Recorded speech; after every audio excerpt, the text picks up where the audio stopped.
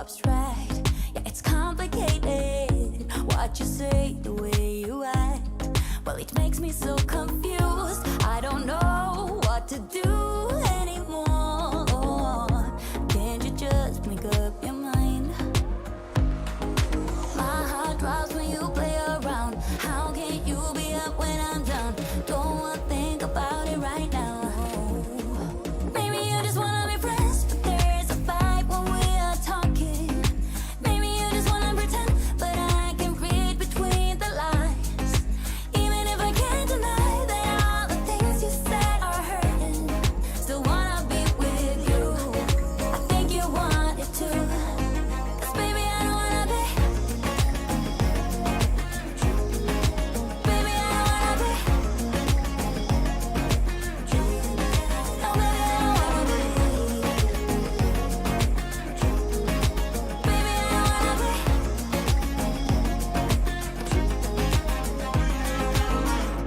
How it hurts to see you smile, like a dagger in me. She just seems so juvenile. I just want it to be me. I wanna set your world on fire. Oh, you're so sure I'll stick around. Oh, my heart drops when you play around. How can you be up when I'm down? Don't wanna think about it right now.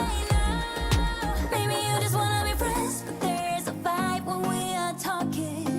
Maybe you just wanna pretend, but I can read between the lines. Even if I can't deny that all the things you said are hurting, still wanna be with you.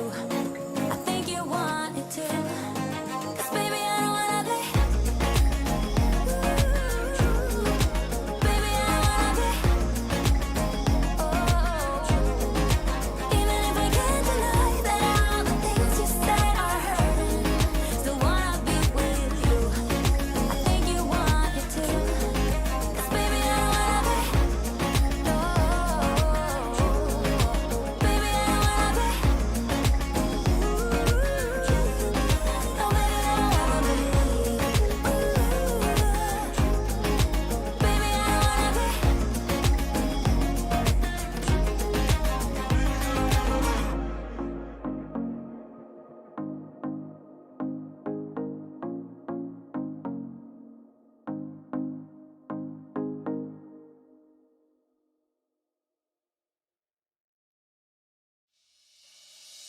I see something, it's coming up on the horizon. Oh, let me clear my head and get rid of the distractions. Oh, I was done, I was down when I saw you in the clouds. Out of phase, filled with doubt. I was drifting in and out, levitate, fade away. I had left full time space, but you just caught my eye. Hey, nah, nah, nah, nah.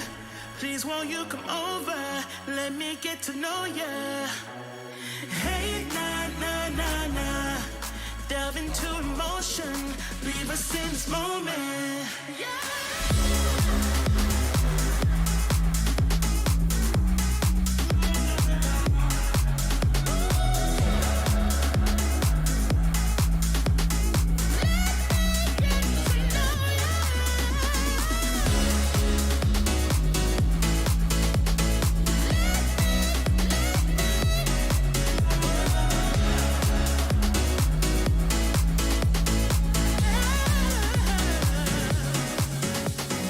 Let your mind be free. Stop holding back, 'cause you can fight it. Oh, I don't know your name, but something in me has ignited. Oh, I was done, I was down when I saw you in the clouds. Out of phase, filled with doubt. I was drifting in and out, levitate, fade away. I had left full time space, but you just caught my eye.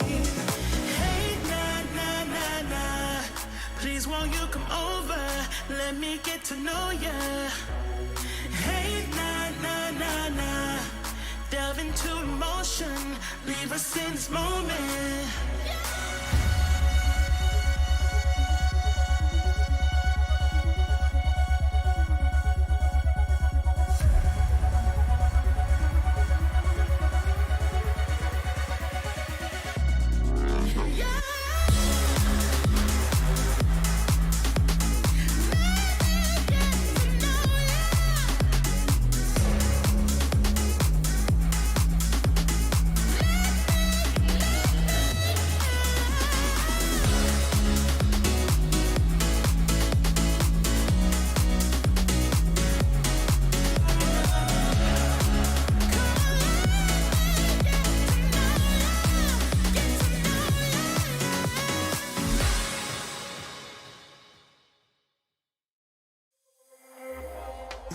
like I'm crazy.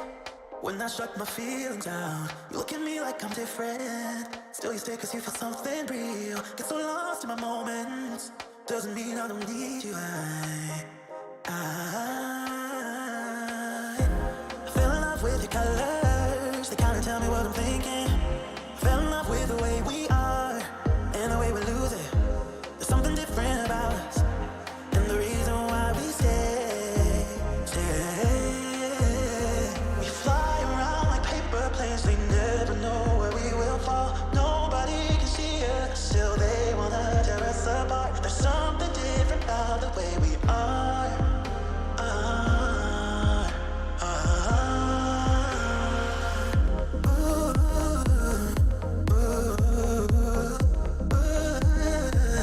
There's something different about us.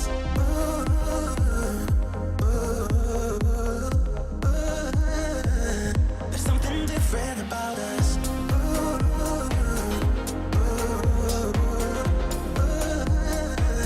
There's something different about us.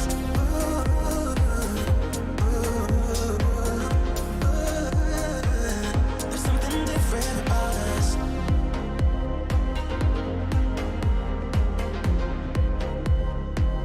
There's something different about us.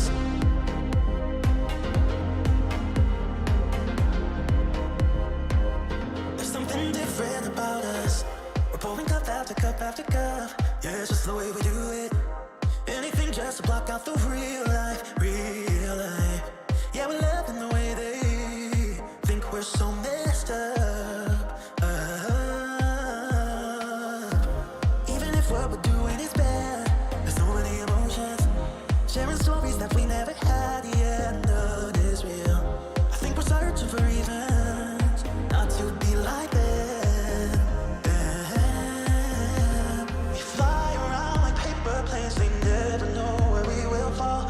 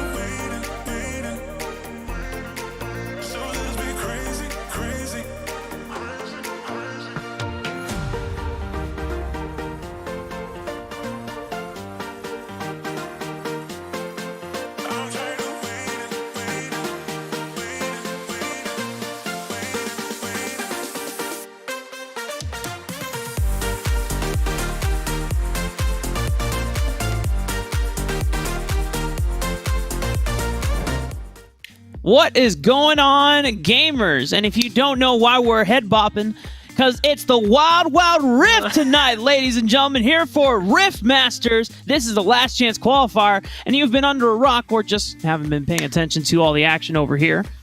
We have one last bracket to go through over the next couple of days, where one team will take all. No prize pool money today, but the ultimate prize is joining Chonk Chortle, Cloud9, and Immortals at the final Rift Masters weekend. Well, this weekend, I guess. This week, it's coming up. It's coming up. Yeah. It's your boy Rafa, squared actually, I should say, because it's myself, Rafa, but then Dia, whose first name is Rafael. So, and I've always wanted to, I enjoyed our cast last week. We had the good vibes. We had the Spanglish going on as well, and I'm looking forward to getting more down today.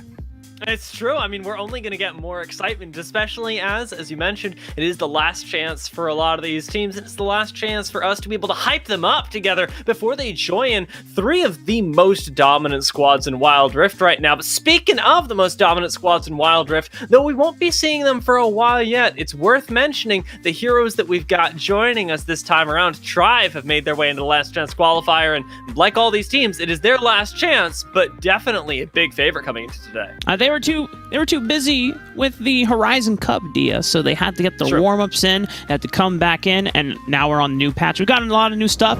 Just to give you a heads up, no Kale nor Morgana, but it's okay, because this is going to be the lowdown for our last chance qualifier. Day one, if you've been keeping up with all the Rift Masters over the past few weeks, we got single elimination bracket, best of ones until we get to our top 8. Then it'll be best of 3 quarterfinals. And then going into tomorrow, we got single elimination, all matches will be best of 3, and then a semifinals, third place, and finals will be the broadcasted matches.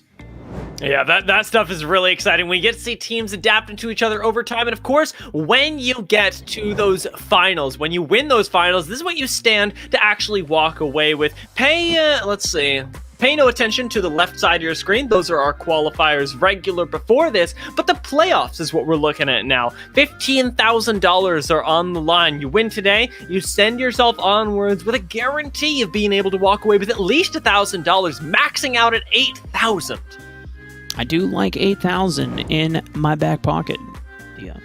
And I'm definitely sure that one of these teams that will be emerging victorious out of our last chance qualifier over the next 2 days want a shot at that 8K. And this is all over the course of a 30,000 prize pool that has been courtesy of Rift Masters for the past few weeks, just leading into the final weeks of December. Gosh, we're already in December. For some reason, I still thought we were still in November. I don't know where the months have gone or the time has been, but man, we're coming up onto the end of 2021.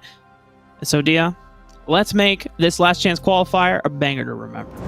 Absolutely. I mean, one of these teams is going to be walking their way into an early Christmas present, but Apes Together Strong and Time to Pick is where we're starting off. Draft already completed, and I see your eyes. I'm right there with you. What is happening here? We have got some explosive damage and some explosive Roman hitting the Rift. I mean, anytime I see Aurelion Sol, and it's not Meals playing it, and then I'm like, okay, who's this? Who's picking up the Aurelion Sol right now? I feel like that was a Cloud9 Meals special going into the Summoner Series, but Apes Together Strong, I don't see Wukong here. So I feel like they're betraying their team identity here. They don't even have the mascot. But for Time to Pick, they also have some spicy picks. I'm always a big fan of Aurelia, especially when you are throwing it into the mid lane, because that is basically the mid laner saying, yo, I'm going to take this game into my own hands. And Aurelia is one of those champions where if they start snowballing and they hit those power spikes accelerated of everyone else, she is almost damn unbeatable by herself in the 1v1. She really is, and it makes me smile that you brought up Cloud9 here as well, or rather that Apes Together Strong brought up Cloud9, because Time to Pick have to be thinking about them as well. After their matchup last week, they ended up having a mid lane Zed pick that didn't quite work out the way that they wanted. They wanted to warp the game around that mid lane, they didn't get the chance. With Apes Together Strong giving us a very Cloud9 style, I want to see if Time to Pick can at least test their mettle once more on their battle to the top against now Apes Together Strong, who have also been showing up at, I would say, a very similar level, but going out off stream. Yeah, time to pick. Outside of the Aurelia, have decent team fighting power. You have this Xayah and this Rakan. Already the Lovers duo, Dragon Lane duo, known for having a very powerful laning phase, but also, you know, known for being almost obnoxiously too strong. Xayah did receive a little bit of some nerfs on this patch going into 2.6. But the other thing to note is between Rakan Engage and Xin Zhao being able to follow up on the dive, these two are going to be kind of the Death Squad duo as we get into the mid game, which means when you're looking at Apes Together Strong, the question is, are you focusing on sieging and trying to use the power of this Caitlyn with their extra long range to take down turrets in the early game? Or are you trying to let Thresh link up with Kaizuwu on this Riven and trying to match the power of Xin Zhao and Rakan?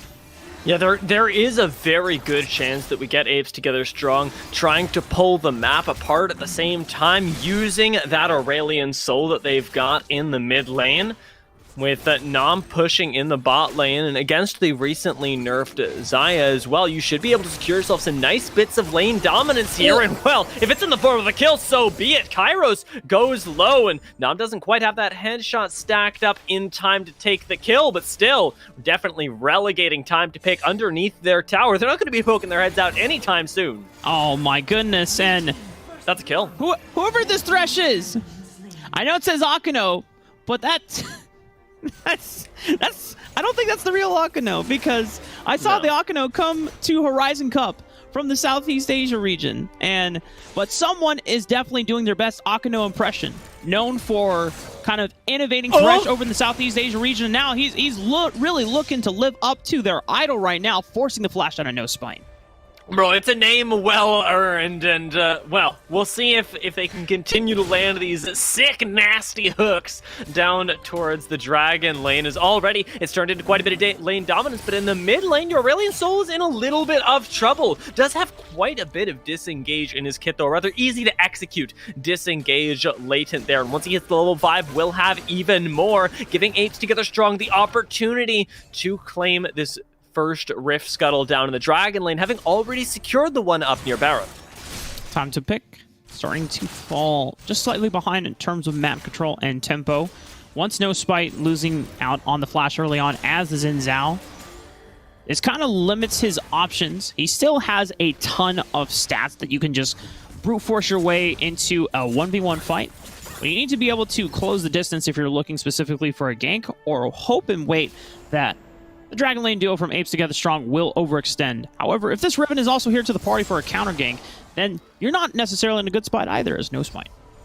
No, and one of the things that I'll draw your attention to, everybody can take a look, the minimap in your upper left is littered with vision from Apes Together Strong. If we're thinking about Riven being there in a counter gank, you are definitely hoping to spot the jungler before that happens, and right now, they've set themselves up in such a way that No Smite can really go nowhere lest he be spotted, giving him very few options on the Xin Zhao, an early powerhouse, to actually impact the lanes. But in the meantime, we've got an impact brewing up towards the top side. There comes the Aurelion Soul, instantly forcing the flash, with Akano already here, or rather doing his Akano impression as we stated. Silence is coming in as well to try and equalize, but can't quite match the Aurelion Soul's speed.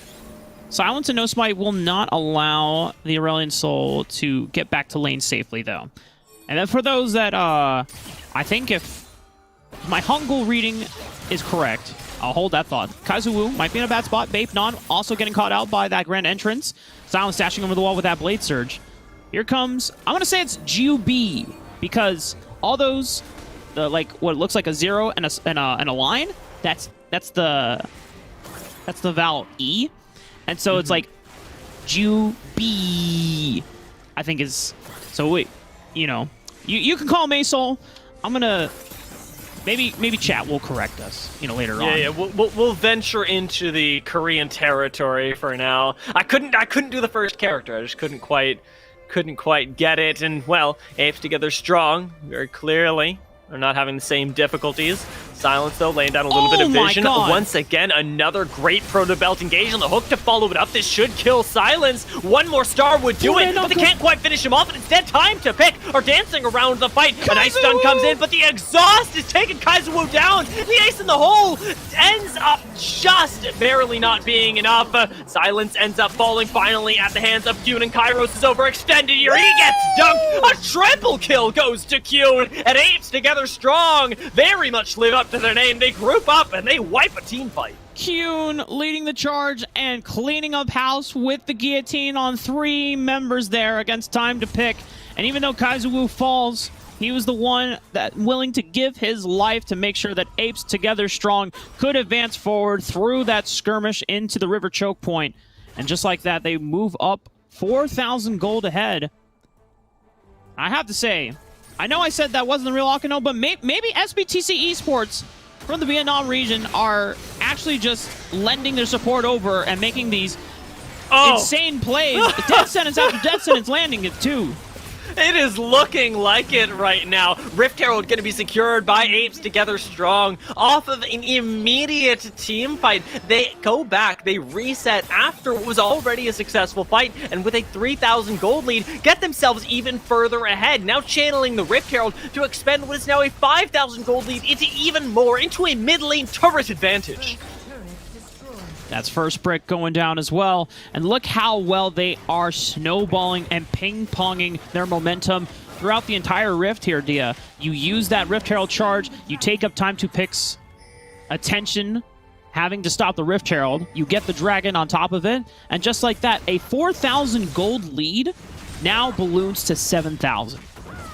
It's incredible the pace at which they've increased this, and we talked about this really early on about trying to drag Time to Pick around the map this time. They got dragged right into your face, but have you gone too far? Apes together strong end up losing one, and while your Aurelian Soul will be able to get out, feeding kills into Cairo at this point gives Time to Pick a lot of gold towards what could be a team fight win condition later on. Yeah, Kyun was obviously very strong. However, it doesn't give him time to stack up the hemorrhage stacks, and then getting into the guillotine full stack ulti. Goes down, shut down, going over to Kairos means it's a lot of gold going back into his pockets. The gold lead has been slightly mitigated, now over to 6,000, but for Apes together strong, they're still very much in control. But if they keep making careless plays like that, then there's a chance for Time to Pick to come back.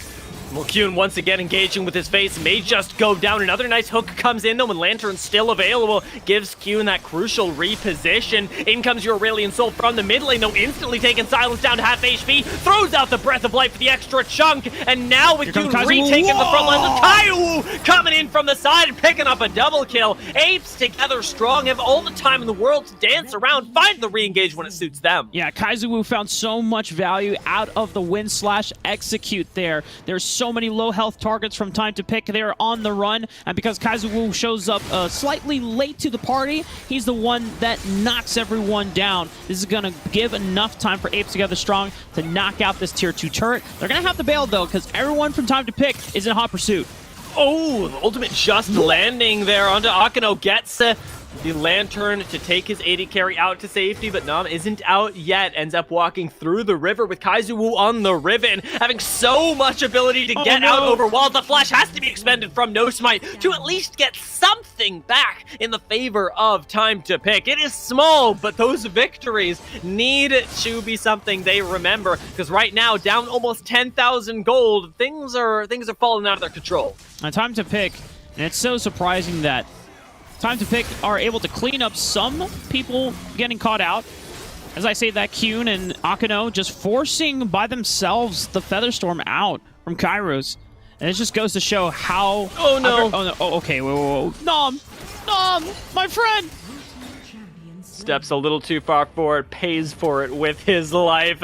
We saw it as soon as he launched that Piltover Peacemaker that he was going back to base, and Apes together strong make one crucial misstep, maybe another up here on the top side. Nice stun comes in, but with the knockups to follow, even that Voice of Light shouldn't be enough. Ultimate connects onto the tower. Somehow he's still alive. The stasis keeps him up. This Aurelion Soul lives through everything, and now Kaizuo's coming up from the back.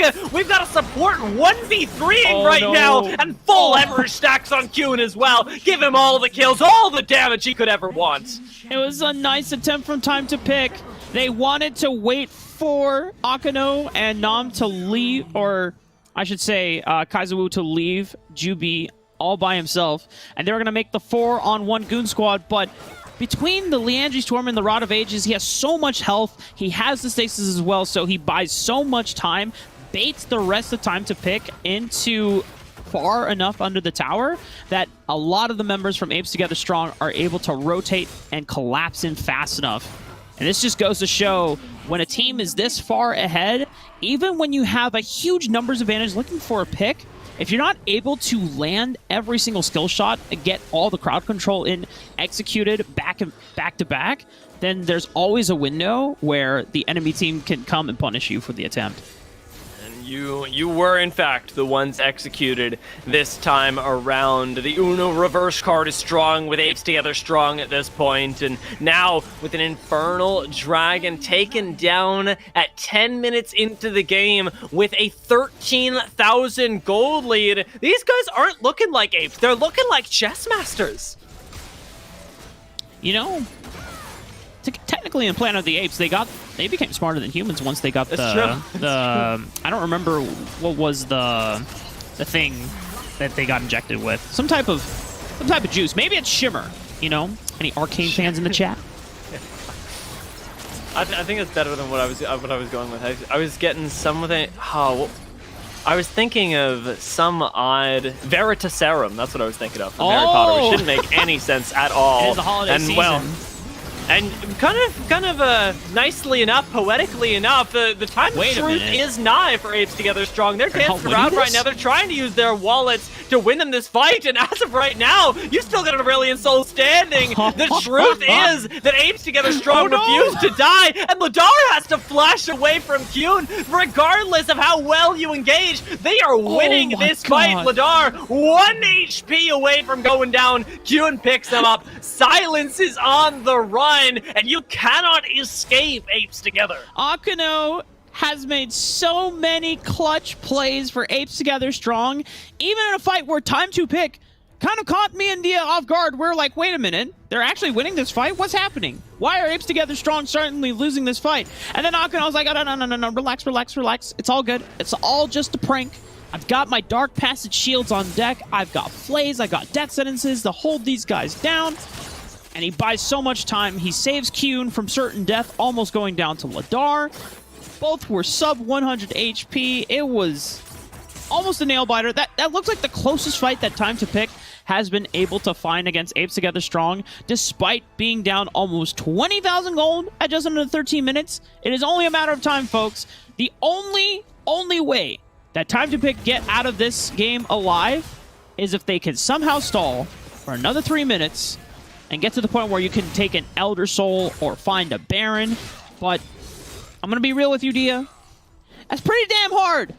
Yeah, it's not looking likely, but I like that we illustrate it because at least Time to Pick have that in their minds as well. They need to be able to stall out this Baron, and unfortunately for them, that means approaching it. It means approaching it yesterday, already below half health, and certainly going to Apes Together Strong. Baron Nashor ends up falling at the 13-minute mark, a mere 20 seconds after it spawned, perhaps even less.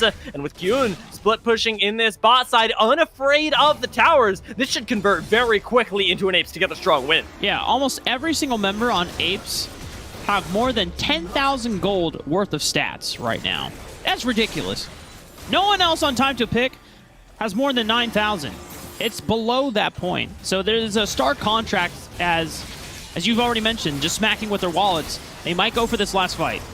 At this point, nobody cares about the Garen engage. The recon engage is big, though. A 3-man knockup may spell at least one death, but as of yet, Apes Together Strong have lost absolutely 0 people. Flashing on the wall, Kyowu goes for a stylistic kill under the Nexus. Doesn't even go down as he has those cooldowns from the Riven on repeat. Sub 100 HP. Only Kyun ends up going down, and Apes Together Strong at 14 minutes into the game. One of the fastest games we've seen in Riftmasters will send themselves onwards toward that last chance. Sub 15-minute games are some of my favorite because it usually means that one team has sound and complete control of the entire map, and they're able to demonstrate how dominant they can finish within the time slot that we have.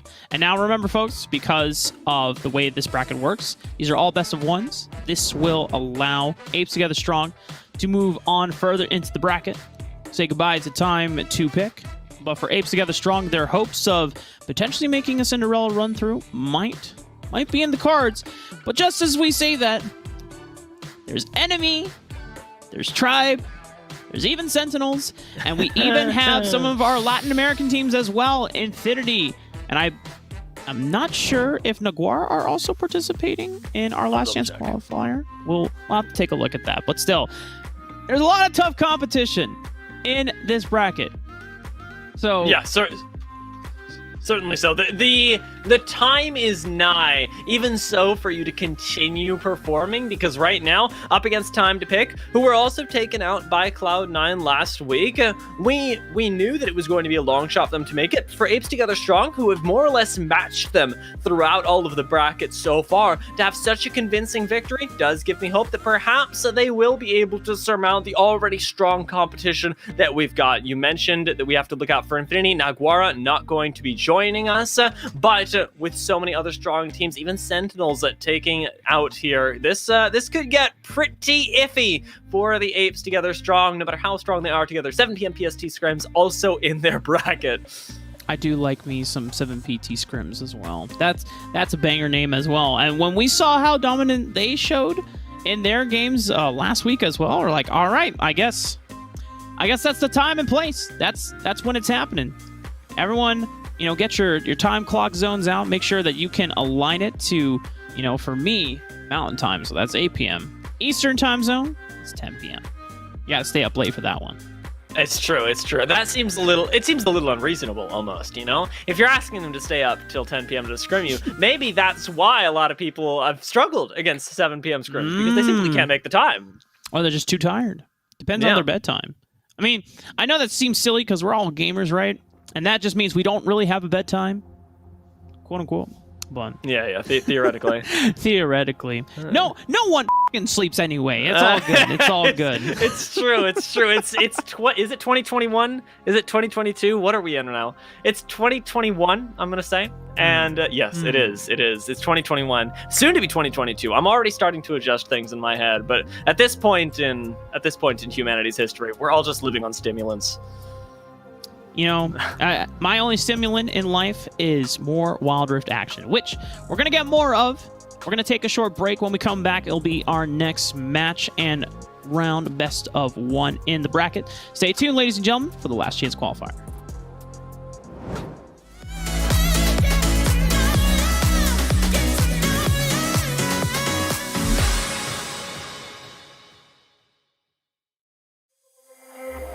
You look at me like I'm crazy when I shut my feelings out. You look at me like I'm different, still you stay cause you feel something real. Get so lost in my moments, doesn't mean I don't need you. I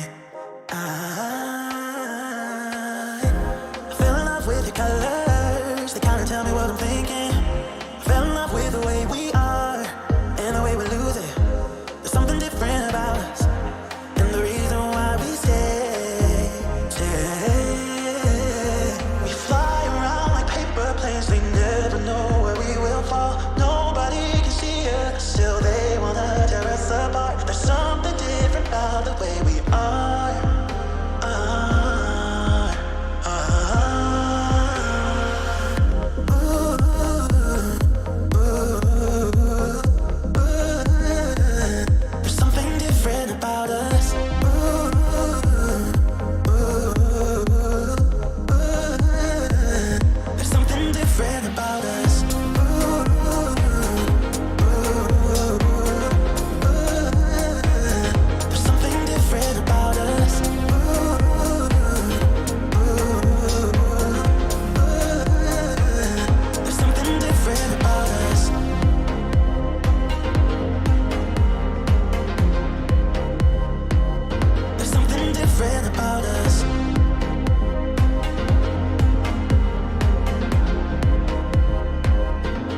something different about us.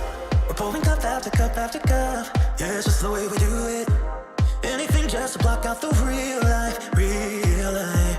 Yeah, we're loving the way they think we're so messed up. Even if what we're doing is bad, there's so many emotions. Sharing stories that we never had, yeah, none is real. I think we're searching for reasons not to be like them. We fly around like paper planes, they never know where we will fall. Nobody can see us, still they wanna tear us apart. There's something different about the way we are.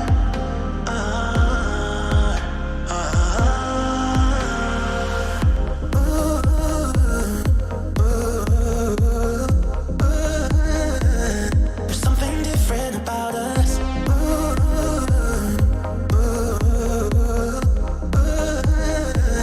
There's something different about us.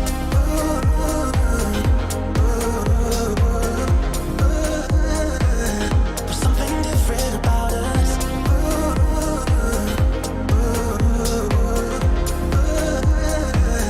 There's something different about us. Something different about the way we are. There's something different about us. Something different about the way we are. There's something different about us.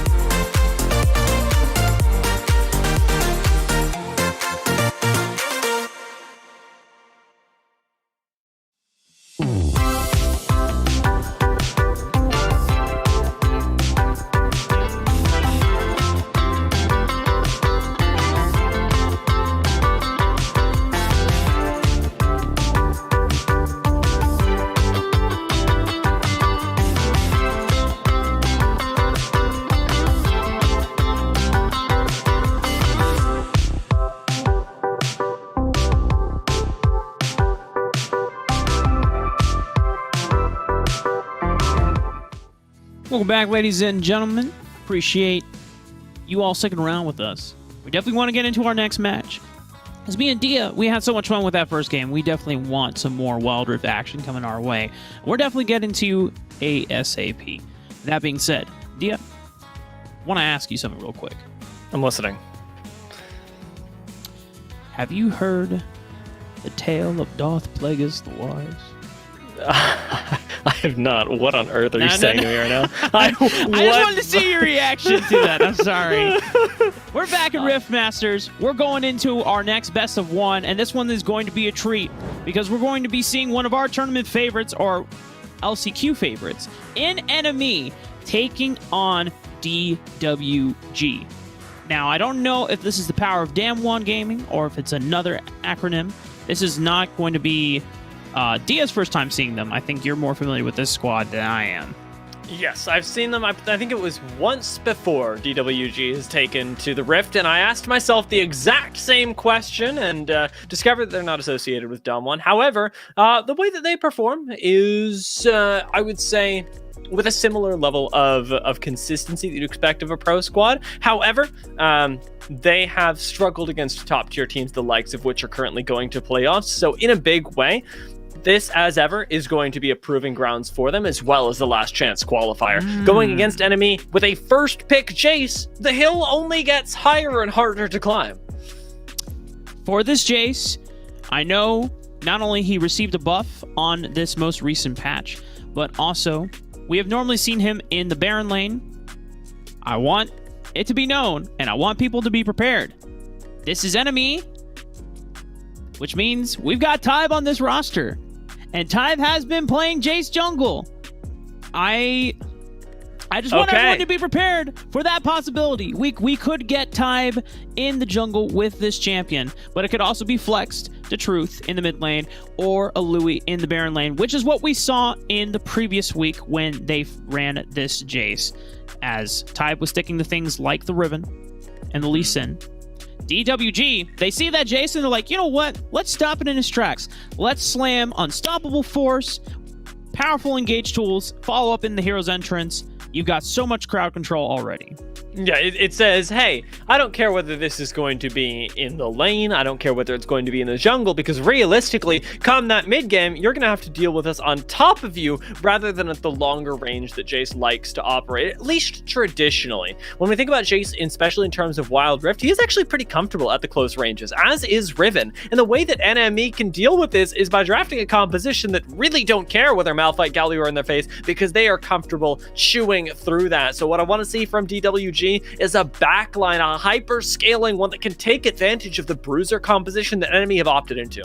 Yeah, if you have this front line that is buying you all the space, you definitely need some type of powerful backline that can chew through the bruisers as they are getting entangled among all of the knockups that DWG so far have with this front line.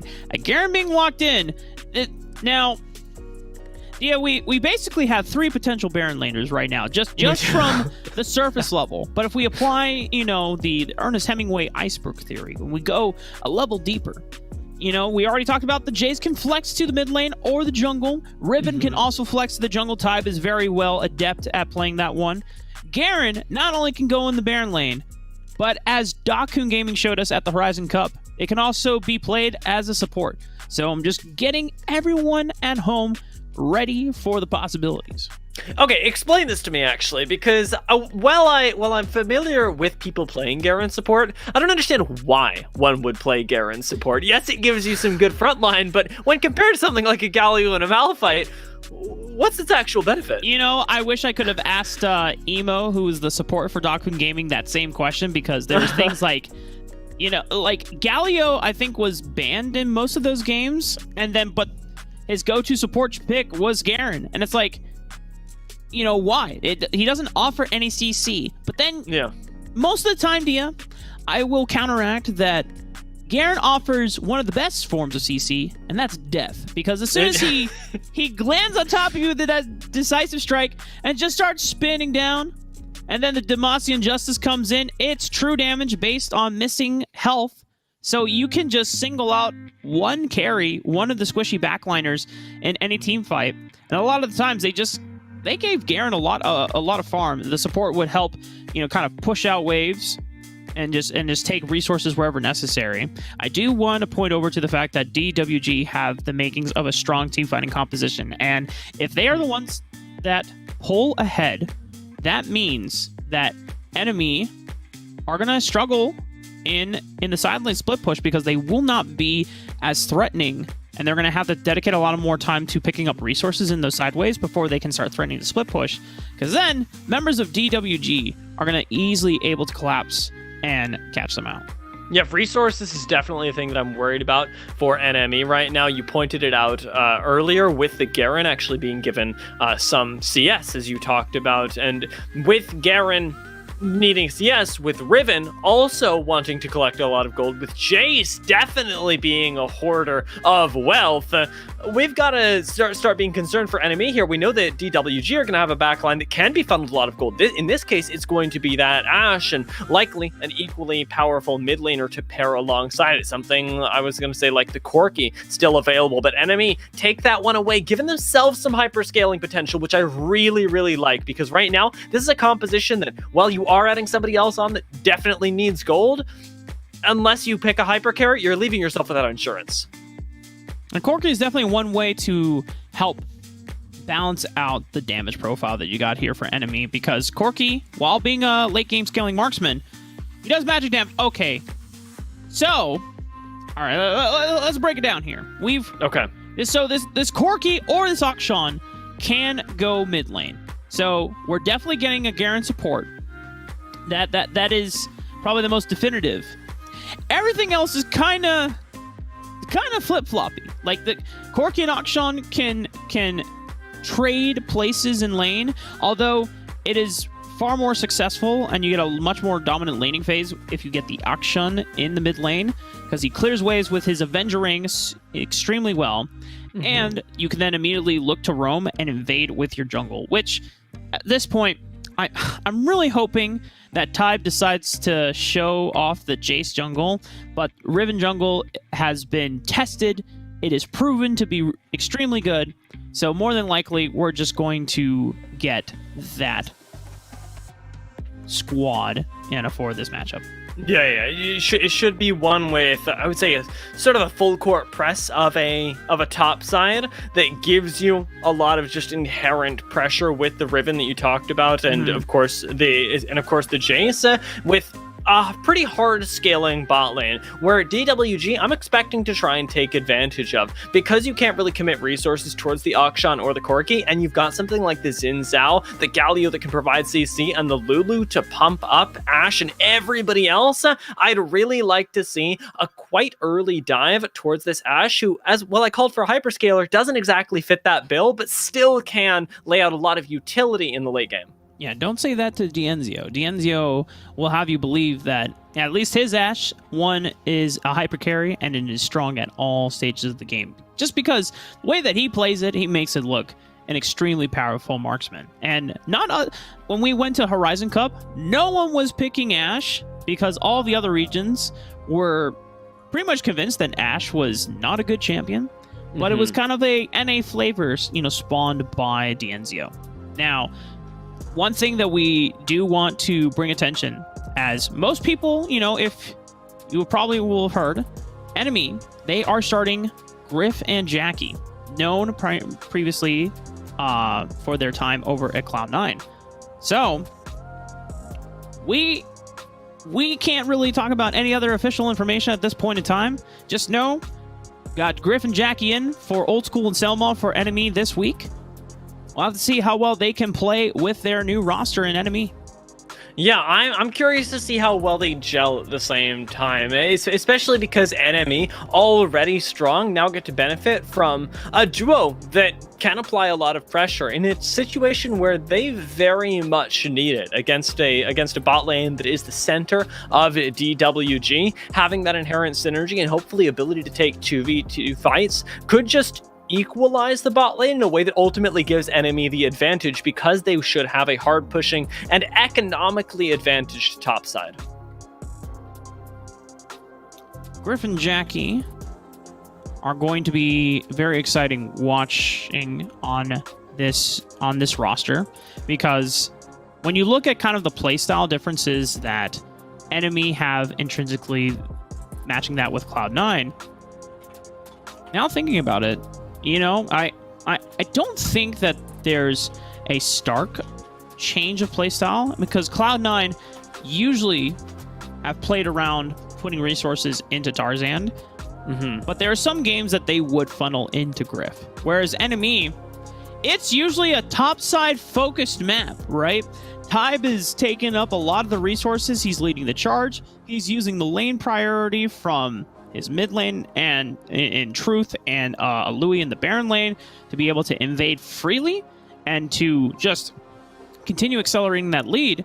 And what we saw last week when Old School and Selma were playing with this roster, they were playing more of a safer bot lane. Old School was playing things like a Ziggs, just wave clear duty, and then just making sure that he is consistently putting out damage towards the late game if they need him, right? So, Griffin Jackie might be able to slot into that just fine. Gonna see how it plays out. Yeah, it's very much an insurance policy, and I'm hoping, I am praying that we get something really fun from the jungle. You talked about Tybe wanting to play with a few more resources. That is something that compositionally they can do quite well, and something that'll scale quite well at the same time. While DWG have a lot of good times team fighting, they do struggle in a side lane later on to the game where enemies should thrive. You should be able to put Riven and your Jace into solo lanes, sometimes even with an Akshan to assist, sort of playing hover. And as long as everybody's got the resources to be able to cover to be able to help out on the assassinations, especially when I'm thinking of the Akshan, I do think that the 1v1 forces that enemy have should be able to dismantle DWG if they have better tempo in the game. Especially later on in the game, this should be taken away from them by the objectives that start to pull everybody together, by the Elders, by the Barons. And DWG, via that metric, have a better scaling composition. But if enemy can keep that pressure up in the side lanes via, the big bruisers that they have that do start to look really good, then I see a path to victory for them, kind of no matter how late the game goes. Yeah, Tybe really has to use the advantage of his laners early on wisely, because it doesn't matter whether the resources and the snowballing accelerates himself, a Louis, or Truth, but it's got to be one of them.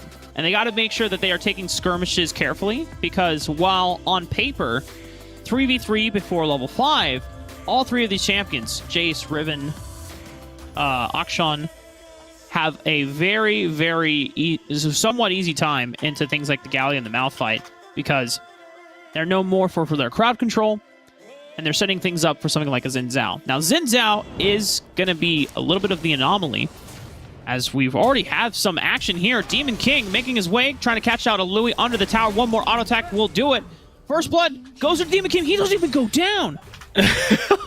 we just go hard as soon as we load onto the Rift, and with DWG getting the early advantage, I'm definitely worried. You look at enemy's composition, we already talked about how they want that extra bit of what am I looking for? Priority in the game to be able to maneuver around those side lanes, especially with a bot lane that I was expecting to be focused. Seeing DWG poke their heads out and get an advantage early is very surprising. Demon King went red buff, and then either paying attention to Pandemic's lane or just getting a communication calls like, yo, Louis going super hard in the trading phase right now.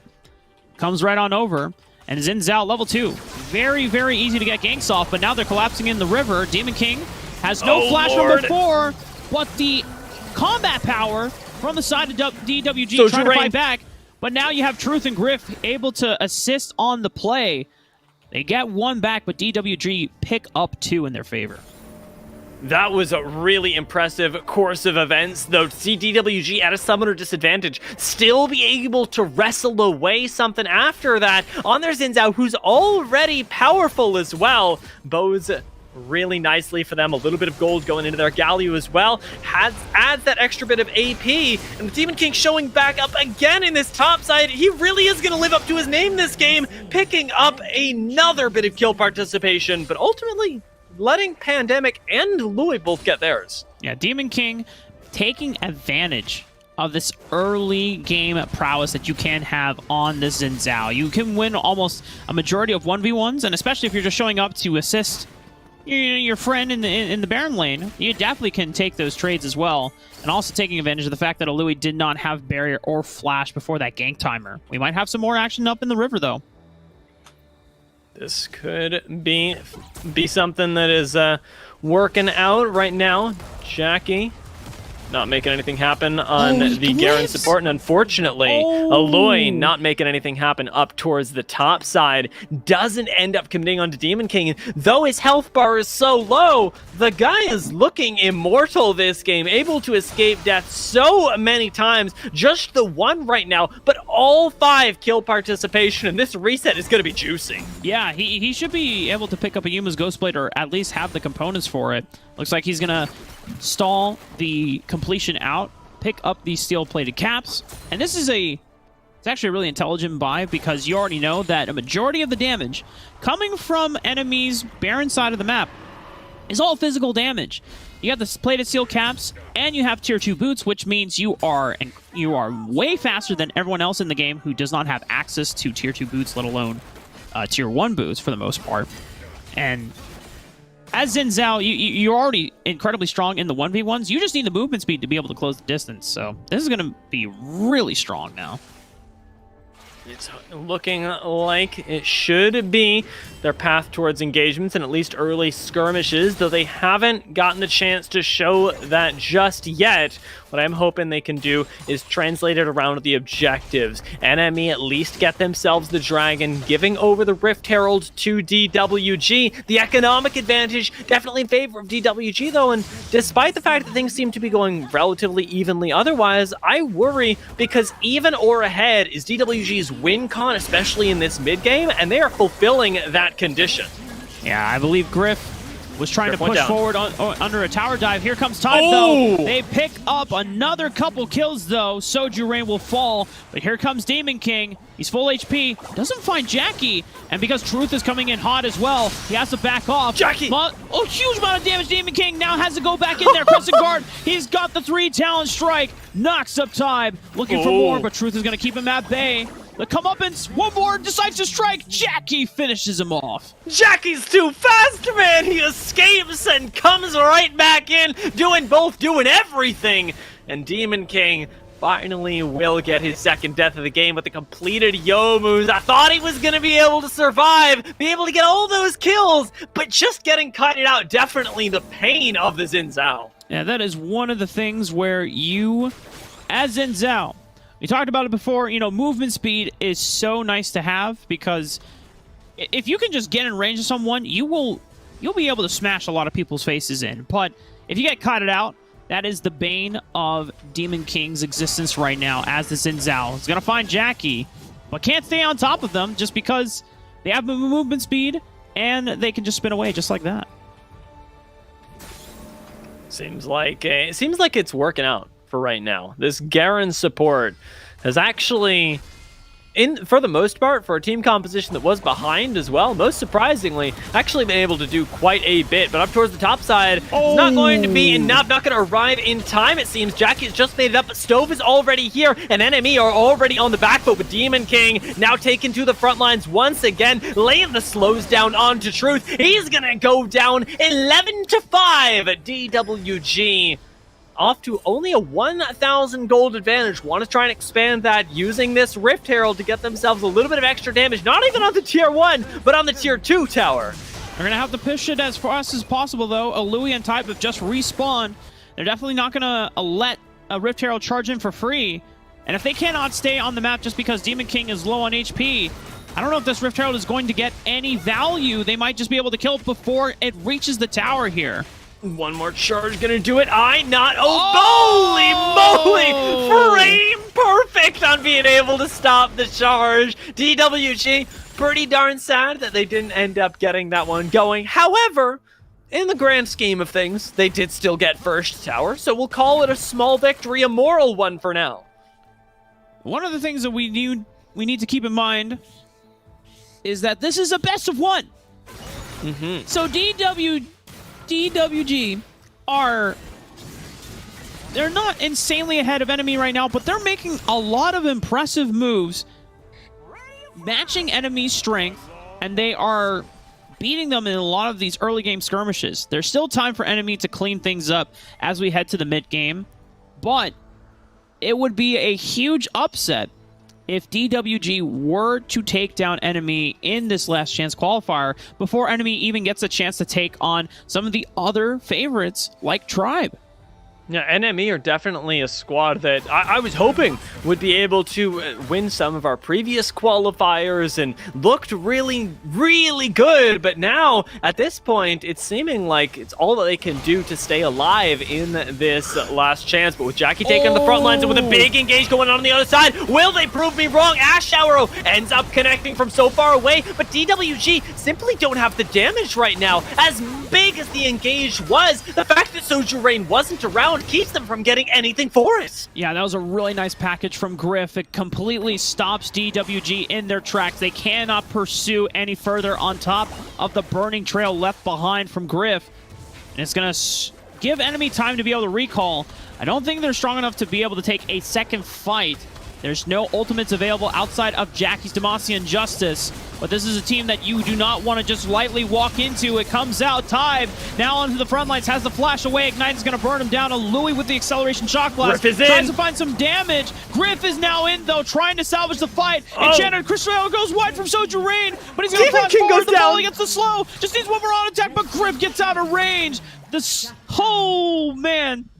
Right at the end as well. This was a small thing, but it was definitely worth noting. Truth ended up picking up some kills, letting Jackie and Aloy back out onto the Rift early. Doesn't win them the fight, doesn't get them the Rift Herald, but it's something to keep our eyes on because NME are keeping the gold close and the team fight's even closer as we approach this 10-minute mark, and the next dragon has just now spawned, giving us something else to fight over.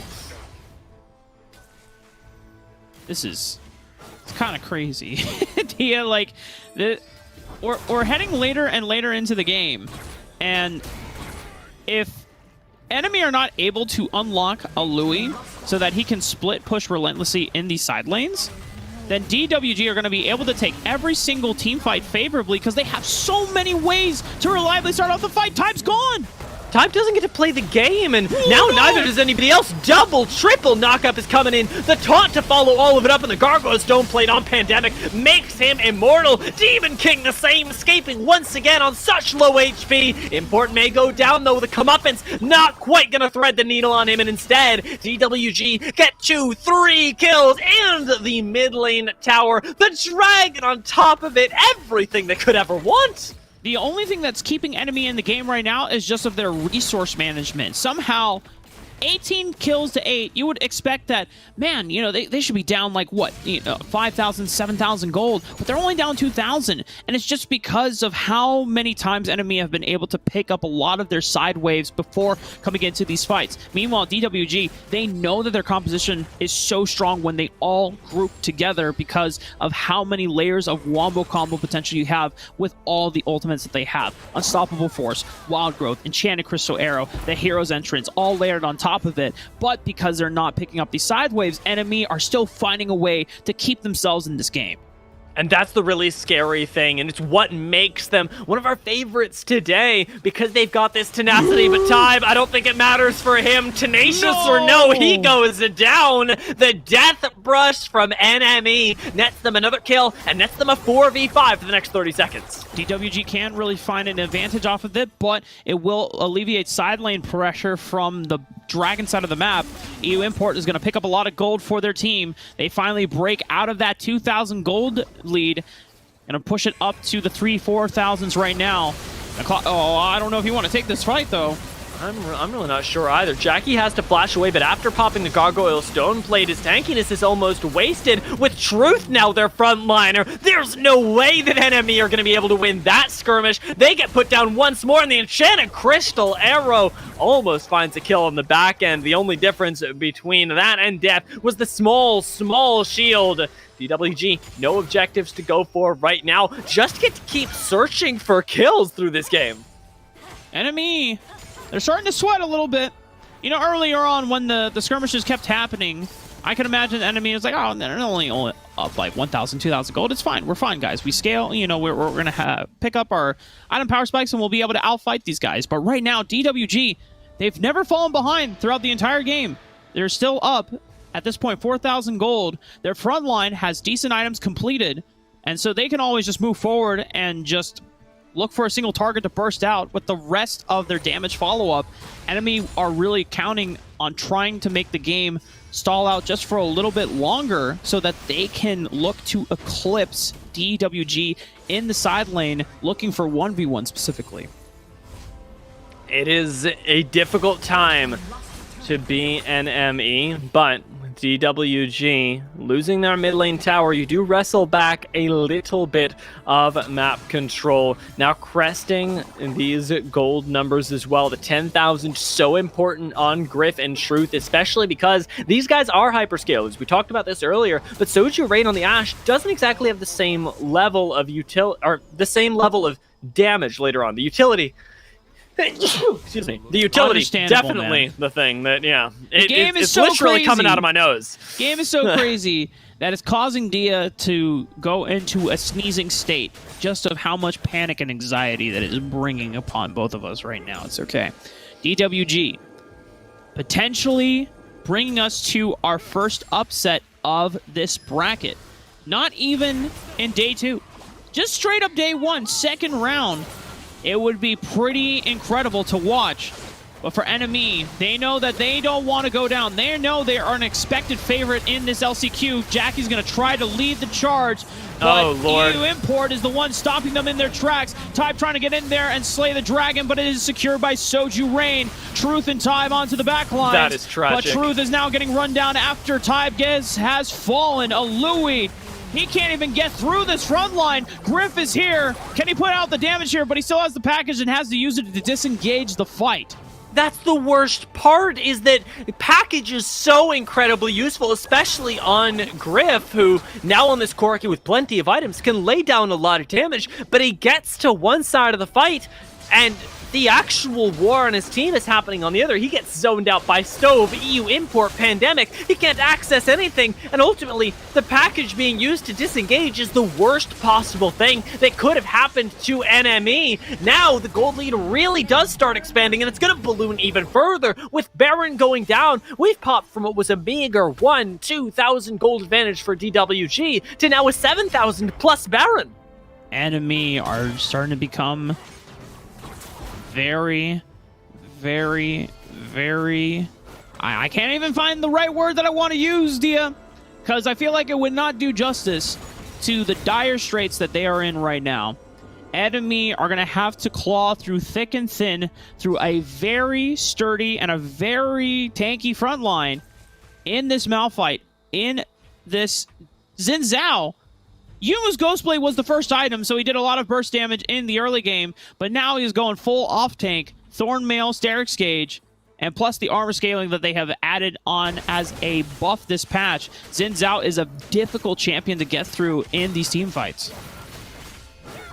It really is, and especially with the Crescent Guard being able to avoid so much of the actual scaling damage that enemy have. Truth and Griff are your hopes in the team fights, because realistically, Aloy and Tybe aren't able to actually contest anything on the side of DWG with the gold and tankiness advantages that are in DWG's favor. But Griff and Truth can't hurt Demon King through Crescent Guard, and so it all ends up being sort of nullified. The scaling components that they do have that would otherwise be super useful, now you can see with that comeuppance really don't do anything but tickle.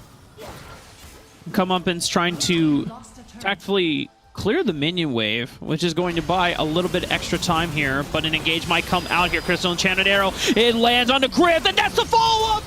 Pandemic has found the backline for Enemy! Jackie on the run as well, but Demon King should be able to send them to the grave as well. Truth, the last man standing, but Dia, DWG have done it. They will be taking out Enemy and sending them home, not even giving them a chance to get to the best of threes. DWG will be moving on in the bracket. DWG go insane right there, and so much of it was off of Demon King's early proactive play on the map, showing up in that top side, picking up the kills, doing it again even within the next 2 minutes. This guy was everywhere, and it turned into such a massive advantage in the top side that NME should have, by the draft, been able to win. I'm at a loss for words. Yeah, I can't believe that just happened. It is shocking, to be sure, but the other thing that I can be sure of, Rafa, is that we're going to see a lot more things like that today, because especially with the best of ones having so much upset potential, this can't even be the craziest thing to have happened in this bracket. DWG, definitely a roster that has been showing up through the qualifiers, finally get that consistency paying off with a really strong game plan. You talked about it yourself. The 15-minute games, they're the ones that demonstrate utter control. And while this wasn't exactly 15 minutes, it was more in the 17 realm, I'm going to call that one close enough, because DWG definitely showed me complete control of the Rift. I have to give big props to Demon King for not only finding so many early game snowballs and opportunities to just catch enemy off guard, and then supplemented by the fact that Soju Rain was, even if Soju Rain was being put behind slightly in terms of pressure from Griff and Jackie during the laning phase, Soju Rain was able to assist in cross-map Crystal Enchanted arrows from downtown, picked up a lot of assist gold. Once they were strong, they started contributing to the team fights as a damage dealer themselves, but the coordination of DWG to go for pick after pick after pick, no hesitancy shown whatsoever, no hesitation, I should say, and that I think they just caught enemy off guard, and because we're in a best of one, that's it. Yeah, that level of coordination is something that I don't think NME could have, I think, rightly expected from DWG. Yes, they've been playing together for a while, and NME maybe falling apart on the communication ever so slightly, but realistically, these are all seasoned players, and you can't really chalk it up to things like that. It has to be that DWG just had a game plan that was that much more structured, starting from the 1 or 2 minute mark, and you could really see it carried through every step of the way. Now we get to see them continue onwards, but that's going to be after a short break when we start jumping into the best of 3 matches. These are coming up very shortly, and will be the ones that will ultimately push you forward to be our finalist and to be sending yourselves onto those playoffs in this last chance qualifier. We'll be back in just a few minutes.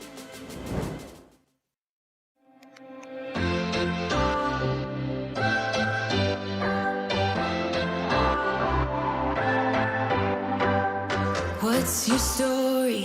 What's your sign? It's like we're twin flames in a different life. Deep connection lights a spark. It's like you know me in the depths of my heart. We're dreamers. Don't care what other people say. We're living like this could be our final day. We're dreamers. Don't care what the others say. We're doing this in our way. We come alive in the nighttime. It's something about how we dance in the moonlight. That look in your eyes, it tells me that you want me and all my loving. We come alive in the nighttime. You and I, we come alive. We come alive. We come alive.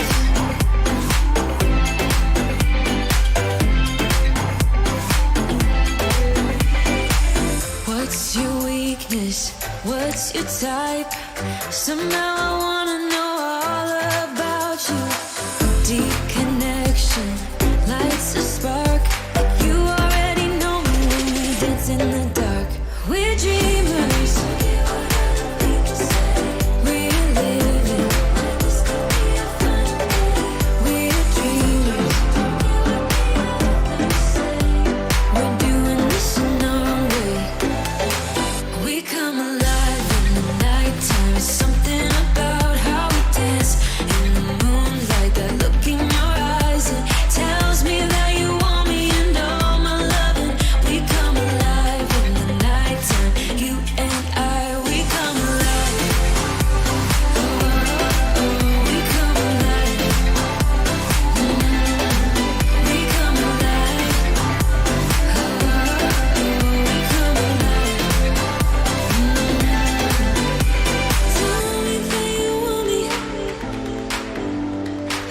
can see you want me by the look in your eyes. Tell me that you want me. I can see you want me by the look in your eyes. We come alive. We come alive. We come alive in the nighttime. Something about how we dance in the moonlight. That look in your eyes, it tells me that you want me and all my loving. We come alive in the nighttime. You and I, we come alive. Oh, oh, oh, we come alive. Yeah, we come alive. Oh, oh, oh, we come alive. We come alive.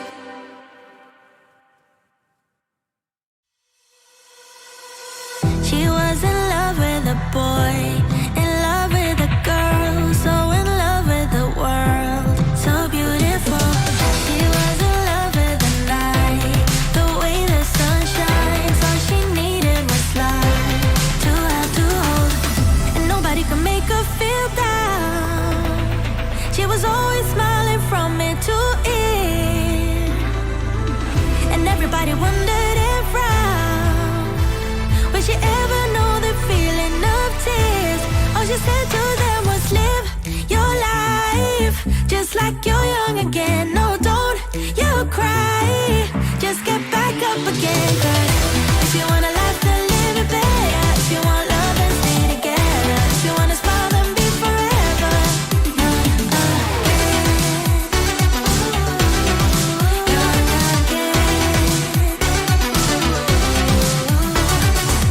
She was the curious kind, to hate she was blind, always love on her mind, just come on me.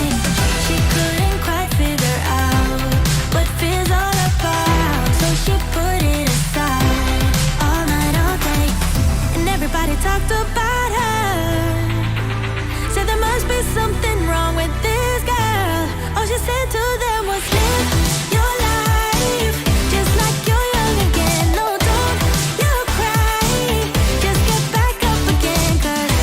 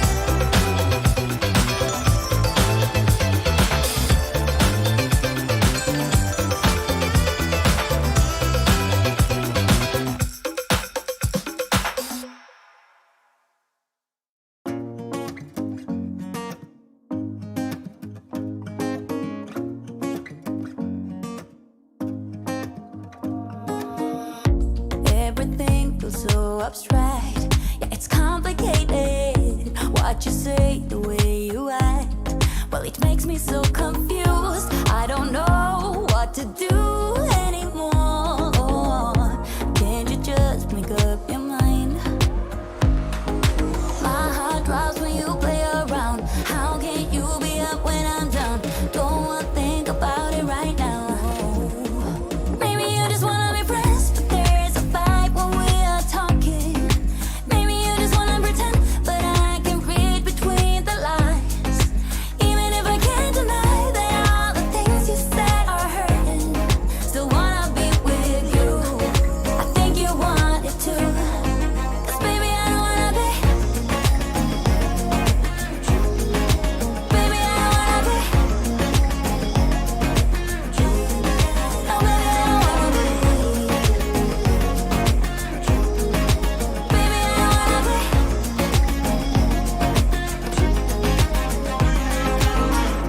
How it hurts to see you smile, like a dagger in me.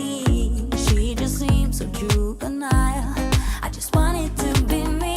I wanna set your world on fire. Oh, you're so sure I'll stick around. Oh, my heart drops when you play around. How can you be up when I'm down? Don't wanna think about it right now. Maybe you just wanna be friends, but there is a fight when we are talking. Maybe you just wanna pretend, but I can read between the lines.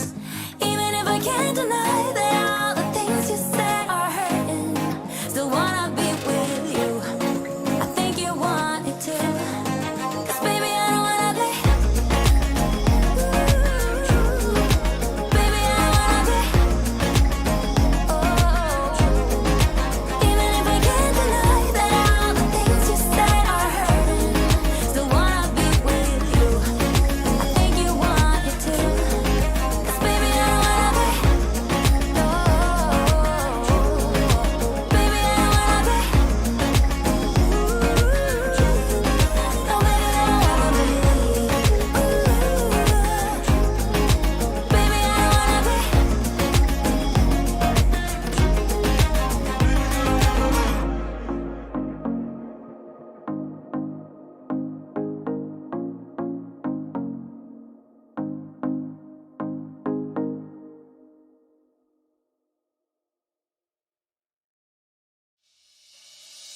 I see something, it's coming up on the horizon. Oh, let me clear my head and get rid of the distractions. Oh, I was done, I was down when I saw you in the clouds. Out of phase, filled with doubt. I was drifting in and out, levitate, fade away. I had left full time and space, but you just caught my eye. Hey, nah, nah, nah, nah. Please won't you come over? Let me get to know ya. Hey, nah, nah, nah, nah. Delve into emotion. Leave us in this moment.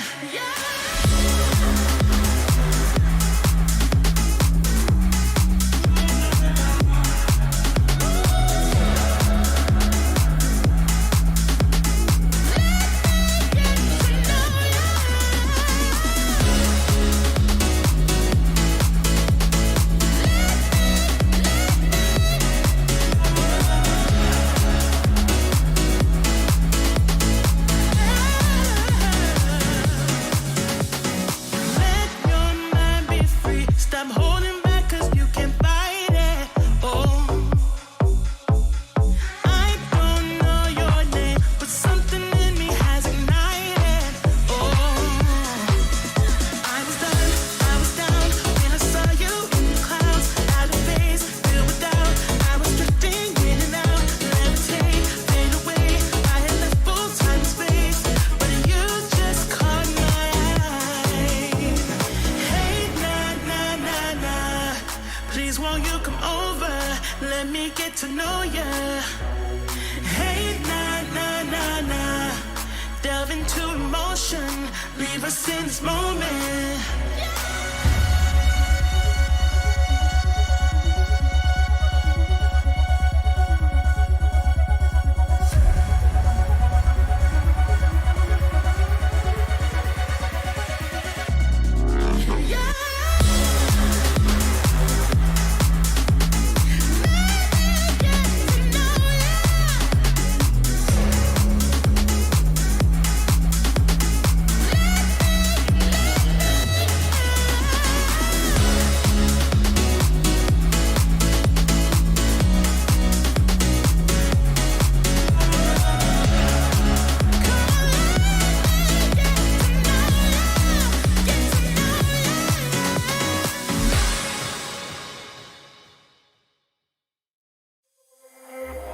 You look at me like I'm crazy when I shut my feelings down. You look at me like I'm different. Still you stay cause you feel something real. Get so lost in my moments. Doesn't mean I don't need you. I fell in love with your colors. They kinda tell me what I'm thinking. Fell in love with the way we are and the way we lose it. There's something different about us, and the reason why we stay. We fly around like paper planes. They never know where we will fall. Nobody can see us, still they wanna tear us apart. There's something different about the way we are.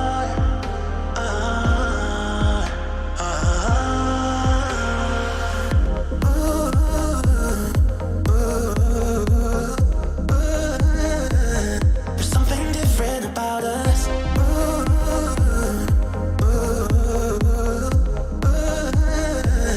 There's something different about us.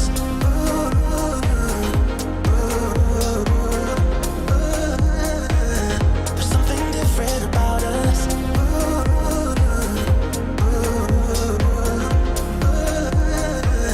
There's something different about us.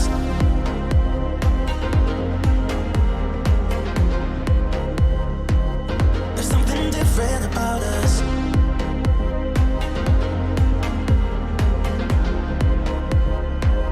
There's something different about us. We're pouring cup after cup after cup. Yeah, it's just the way we do it. Anything just to block out the real life, real life. Yeah, we love in the way they think we're so messed up. Even if what we're doing is bad, there's so many emotions.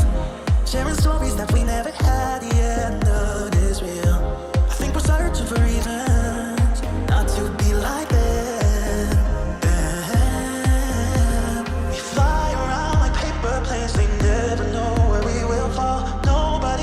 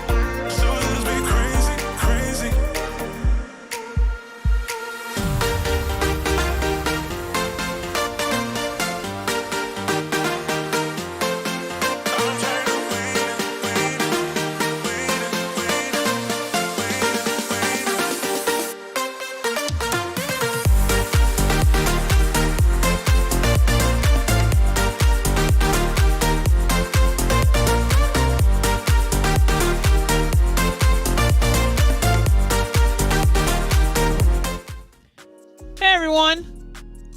Hope you're still around. Thank you so much for everyone's patience. There were a lot of things happening behind the scenes that the admins were doing their due diligence in trying to take care of, so just meant that we had to be on a little bit of a big break ourselves. But we're back, and we're ready to get into more action. We're moving into our best of threes now, Dia, so this means that there will be...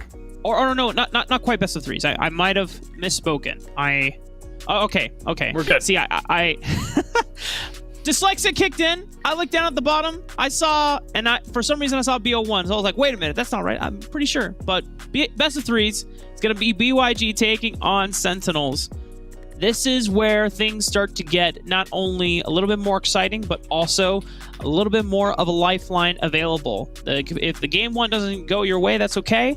You have the longer series to figure out adaptations and to make changes to make yourself successful for the final series. And, you know, with Sentinels showing up here, I'm hoping that they can be one of those teams that wow us with their adaptations to different strategies, because they're a team that has been competing at the top level for quite a long time, but not quite been able to summit enough to take on that playoffs position. And with BYG as their big threats here, somehow I feel like Sentinels should have an edge. They definitely are the favorites coming into this. BYG would need to take on some pretty unorthodox strategies, and not only that, not do it once, but do it twice to be able to challenge Sentinels, who we already know have a wealth of win conditions that they can draw from. This is what we are here for, Dia. These are the kind of the. Oh God, Rafa! I just want to get into game, man. Me too. The draft phase. Sometimes it takes too long too. You know, and the players. I know they're figuring out the best champions. You know what? Let's just do a. Nah, I'm just kidding. No. Obviously, the players. This is everything on the line now for them, because as this RiftMasters weekly. As stated, this is the last chance qualifier. We are moving in for the 4th spot, taking on Cloud9, Chonk Chortle, and Immortals later this weekend, starting on the 11th, and then rounding everything off and moving into Sunday as well. And already, Sentinels are going to answer with this Riven. Now, if you're not familiar with Sentinels, we know that we have normally seen Riven in the jungle, and probably Sheesh has put their time into this pick, but MTS, man. MTS is really the one that really knows how to pilot this champion well. Yeah, this is very scary to see picked up because of its flexibility for Sentinels. And into that, I like the Diana and the Rakan, something that gives you some really nice upfront value in the team fights, which I think is BYG's best chance of taking a game against Sentinels. If you're trying to split it out into different lanes and just out micro them on an individual level, I don't think that that's a fair bet to take. Sentinels are extraordinarily practiced, and we've already seen them really play some of the best Wild Rift at RiftMasters, being able to turn it around in team fights with big wombo combos, straight amounts of lockdown, and not let Sentinels, to the best of your ability, to actually play Wild Rift is definitely a solid strategy for being able to take game one. And Diana Rakan do enable that. Orianna Caitlyn, unfortunately, counter it pretty darn well. I do like having Caitlyn in this composition for Sentinels. You're also getting a lot of sieging power as well. And if, like you said, if you are able to kind of keep your distance against long-range engage like Diana and Rakan working together hand in hand, then you can space them out. I mean, they can close quite the distance, but they don't have an unlimited amount of gap closers here. And I know you're excited about this Olaf. I am. I really am. I think this is a ingenious pick for BYG because it applies pressure to Sentinels really no matter what they do. The likelihood that they pick up a Jarvan now, pretty darn low, even though they do have theoretically a jungle pick available, because Jarvan doesn't really feel like it would fall into the more lane dominant way that Sentinels are wanting to play this game. I feel like they're going to want something with a little bit more damage, a little bit more oomph, and that sort of lets a champion like Olaf run free and apply pressure to the relatively immobile Caitlyn and Orianna backline. Trying to find ways to deal with the long-range damage that Sentinels currently have, mainly from this Caitlyn. They are, by taking away the Varus, you eliminate one marksman that can kind of match the Caitlyn range, not necessarily in terms of auto attack range, but the piercing arrow, you can start hitting people from downtown. Another probable marksman could be something like the Senate, which BYG already taken off the table themselves. They don't want to see it paired up with the Caitlyn.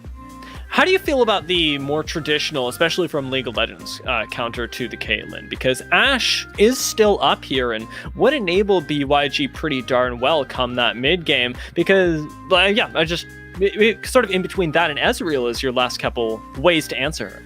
Well, we did see DWG find a win with Ashe.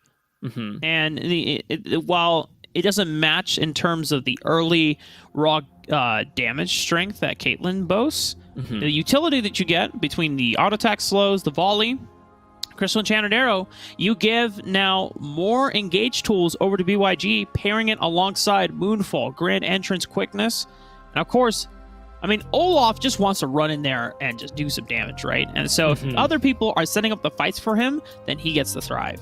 Nami counter engage does work supremely well into this, and a Garen to ideally win it all for you and face tank in the front line rounds out Sentinel's composition really well, and every step of the way they have answered BYG. You need an ace up your sleeve now. You need to pull something out that really brings the BYG comp together and ideally gives them a front line. Something like a Malphite would work here if they wanted to double down, but they could also use another source of damage. Is it possible they go for something like the Darius? Diana is a bunch of burst damage. Ashe, there you go, Dia. I'm actually, I feel so good right now. Hell yeah. Good job, man.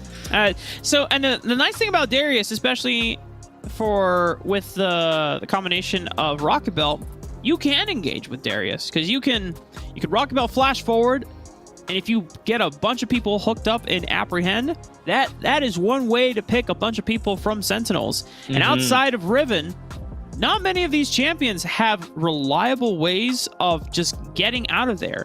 You have to throw a shockwave to try and buy time for Sentinels to get away. Outside of the Caliber Net from Caitlyn, she's got no real mobility spells in her kit. And then Nami, I mean, if you're caught up, and you don't get a chance to pop Tidal Wave to disengage the fight, that is one dead fish. So for BYG, they are kind of rocking the same strategy that we just saw from DWG, where it's all about, let's start fights on our own terms. Let's set up our bruisers for success so that they can get into the fight very, very easily. And from there, Sentinels, if they are not ahead in stats, they will get beaten down by BYG. Yeah, as of right now, I'm looking at BYG and going, okay, the ideal team fight here starts with, weirdly enough, a Darius getting up in your face, blowing some summoners, blowing a lot of defensive tools, and then unleashing that Olaf onto the now immobile and ideally helpless backline, slowing him down, letting Rakan get on top of him. That's the way that the cards have to fall for BYG, and it's almost exclusively in that order, unless you're getting a crazy flank with the Rakan, which against the likes of Sentinels is unlikely to happen. And on the side of Sentinels, you have so much more flexibility for how to start fights. Whether it's with that Orianna Shockwave, whether it's with an Aqua Prison from the Nami, or a Garen and a Riven initiating with their face, you actually get a lot of skirmish capability that BYG simply don't have in that mid game. So Sentinels definitely feel like they've got a little bit of a tempo advantage just by virtue of the way their champions work together, where BYG follows stricter win conditions with higher highs. Yeah, you've got a lot of flank potential if you maintain your vision control, right? There's a lot of times that we saw in previous games over the course of this past month in Rift Masters where things like Kennen found their way through a open backline just because they didn't have vision control covering their behinds, to put it in the PG terms here. Family-friendly audience. We try to keep until things get crazy on the Rift. Then we can let loose, with more high-octane language, but potentially. We'll try to keep it down to it. You gotta save it for the good moments here. With Sentinels, you still have very strong lanes for the most part. Caitlyn, Nami, incredibly oppressive lane. You have a lot of poke, a lot of sustain. If you are the Riven, which in this case, it looks like it is going to be going to Sheesh for Sentinels. Your job is to protect that bot lane with everything that you have, because Caitlyn and Nami are going to be wanting to overextend a lot so that they can maximize their damage against the turrets. And you got to make sure that Olaf doesn't go peeking his head down through the dragon lane trying to catch them out while they're overextended. If you match pressure for pressure from Olaf, then most of your lanes through the bottom side of the map should be excelling, and they should be fine. Yeah, that's the ideal for BYG, especially to be able to push things out with the Olaf and get yourself a little bit of a punish on the Caitlyn Nami, as you already illustrated. I think traditionally we also associate Olaf with the idea of bot lane dragon support, but in this case, I'd almost like to see that attention flip-flopped around to an economic advantage around the Rift Herald. Because you know that you should be getting pushed in, and because you should already be in the head of Sentinels, drawing their ribbon towards the bot side, Dragon should be their instinct, and BYG have the opportunity to give a few more resources to what is otherwise a pretty vulnerable front line in the Olaf and the Darius. You get them a little bit tankier, you enable not just yourselves, but your mid laner with so much more space that you can buy for them. Diana just wants to be able to get into the backline and blow them up the later the game goes on. We've seen powerful moonfalls come from some of our best mid laners within the North American scene for Wild Rift. Let's see if BYG's mid laner can live up to the task. You are going up against Molly, if Molly's still on the Sentinels roster, if I'm not mistaken. And Molly, it has made their name on multiple assassins, Katarina being the number one, but also Diana and Akali. So if you're going to prove yourself as a Diana player, then it's going to have to be against one of the best already.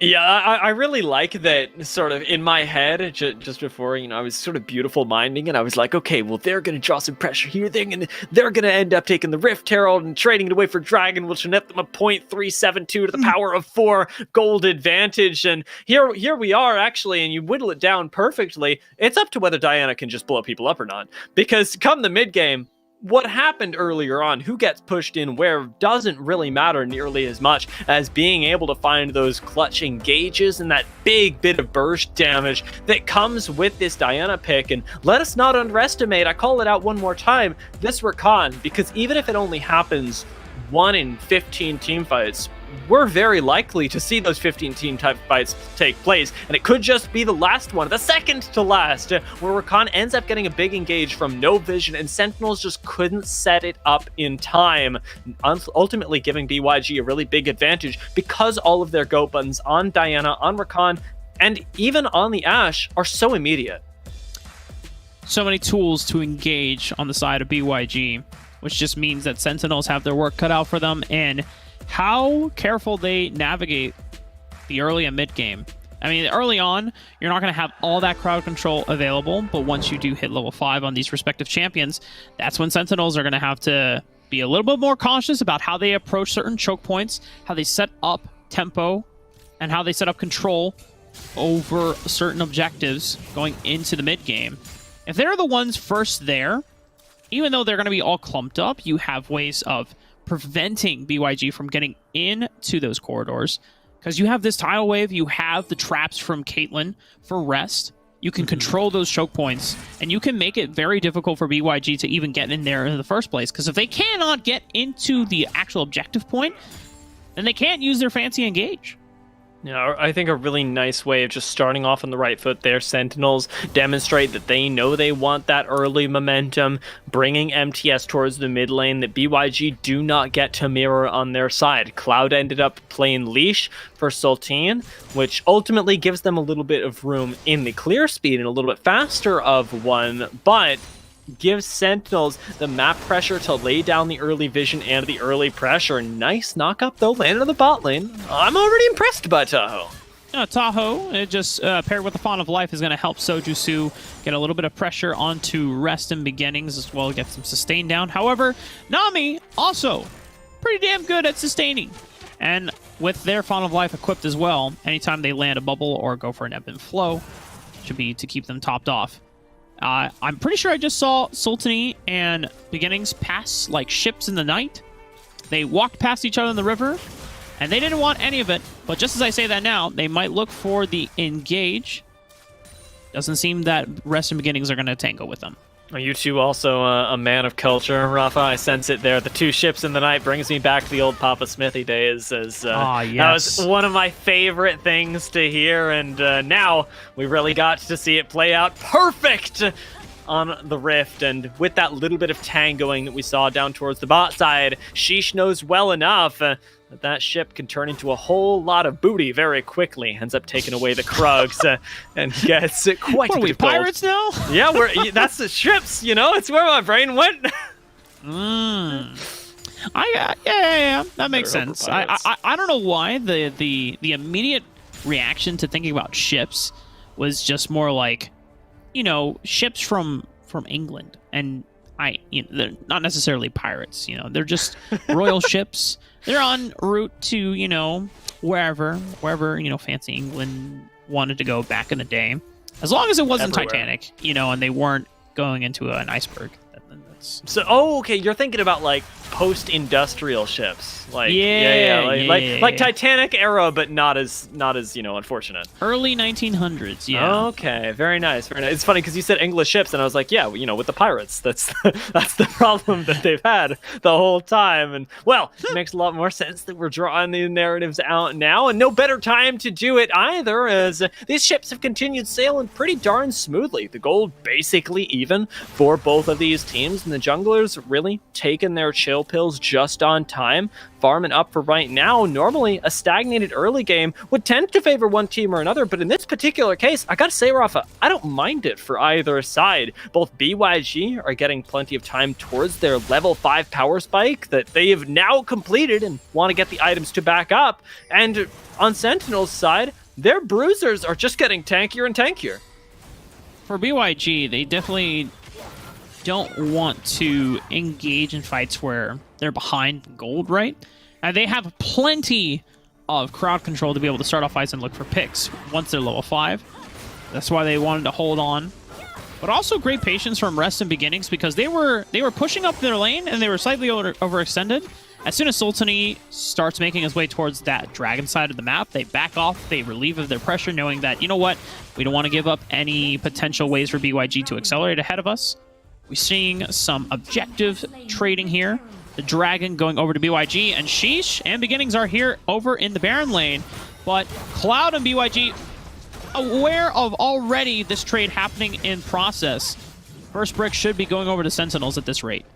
Yeah, this is a nice, impressive move. Definitely, though, feeling its weight, its cost in the bot lane as Rest is forced all the way off of the turret, and turrets will be answered if a little bit late. The nice thing is Sentinels with that Rift Herald end up getting themselves an even bigger advantage right now that in this case, BYG simply cannot answer. This is going to be where the gold lead starts to depart, as even the mere 1.5 thousand gold that's now in the favor of Sentinels has emerged basically out of nowhere. Yeah, Sentinels just working off of the great fact that MTS had already a little bit of pressure against BYG Cloud up in that Baron lane earlier before, and so by the time that Sentinels rotated on over, BYG were still collecting and walking away from the Dragon.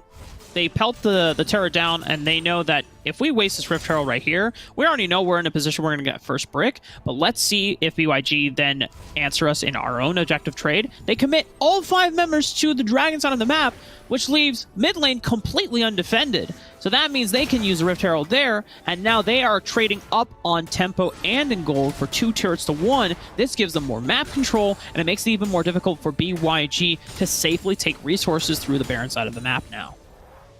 At this point, BYG are lucky enough to have gotten those Krugs exactly because of what you illustrated. This may be Sultan's last sort of foray up towards the northern end of the Rift, because unless they can make a play here to wrestle back some sort of control to make Cloud a monster, this Darius, who's already 1,000 gold behind, isn't going to have enough lane presence, especially into MTS, to make things work. Right now, though, we pan back up to this top side, and Mali, very well, maybe the sacrificial lamb here. Sultan Saltine picks up the kill, and it costs every single summoner for BYG as towards the bot lane, Impact throws down a big Moonfall, but it isn't quite big enough to feel comfortable. A 1-for-1 at the moment in the southern end of the Rift, but we're looking for a little bit more as Soju gonna get flashed on, gonna get taken down, and Tahoe is left underneath the tower, likely to follow him.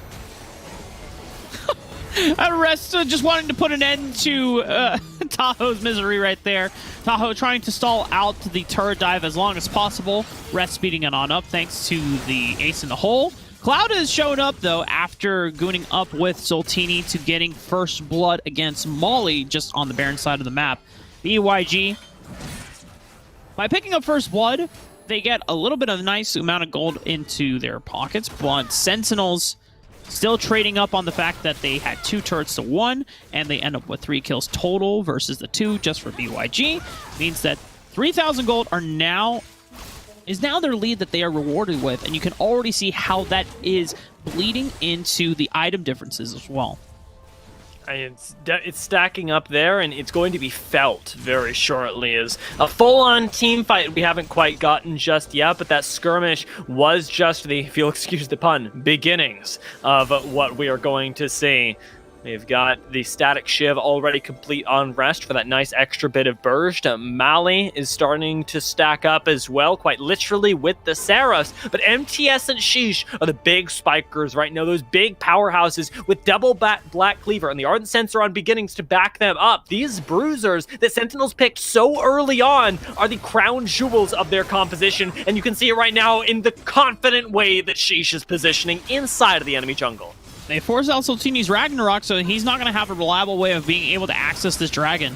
This is now Sentinels being able to potentially trade up on both objectives, because right now, BYG, they're not in a position to rush down the Rift Herald, so Sentinels, they don't have to burn any more ultimate abilities. They can save it for the Rift Herald play.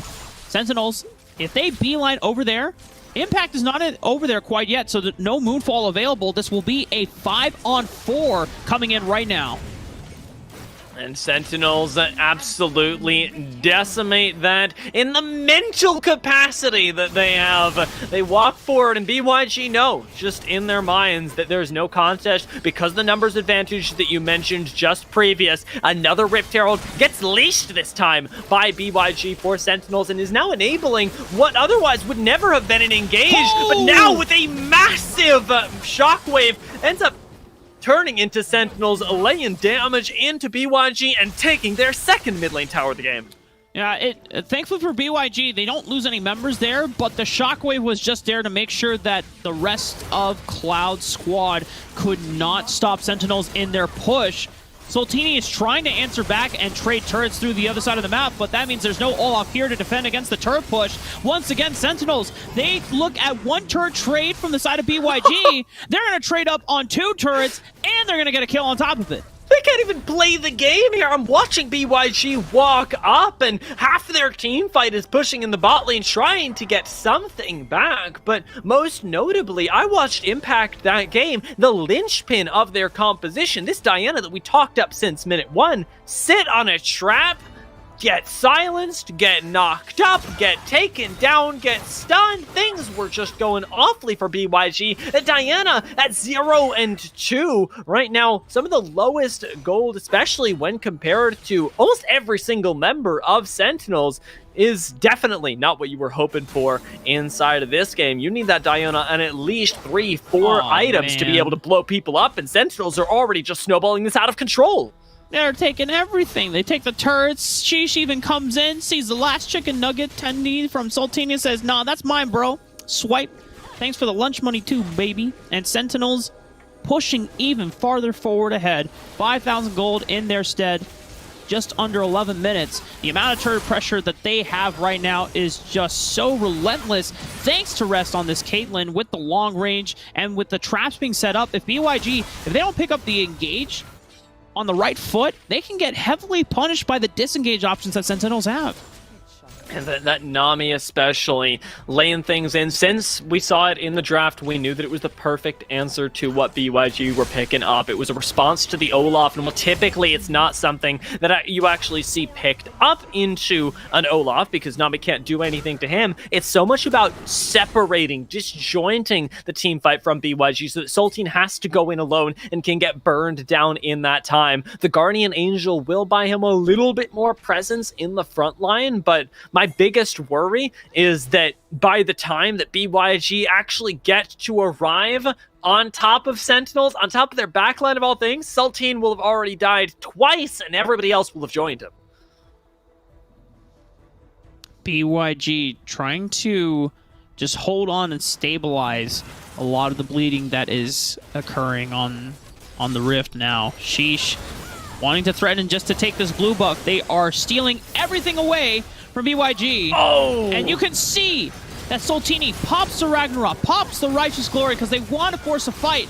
But already the engage looks so disjointed, and now Sentinel's coming back with the re-engage, realizing that BYG, they are half committed, half on the run, which leaves the frontline members to fall to the hands of Sentinels. What a sick Aqua Prisoner off. I'm sitting there losing my mind as beginnings gets to dismantle a fight, dismantle the hopes of BYG. We knew Sentinels were strong, but to see this kind of a convincing game one win leaves little in the room of adaptation for BYG, because a win it certainly should be. Sentinels at this point, they need to make a lot more mistakes to be able to throw what is an 11,000 gold lead.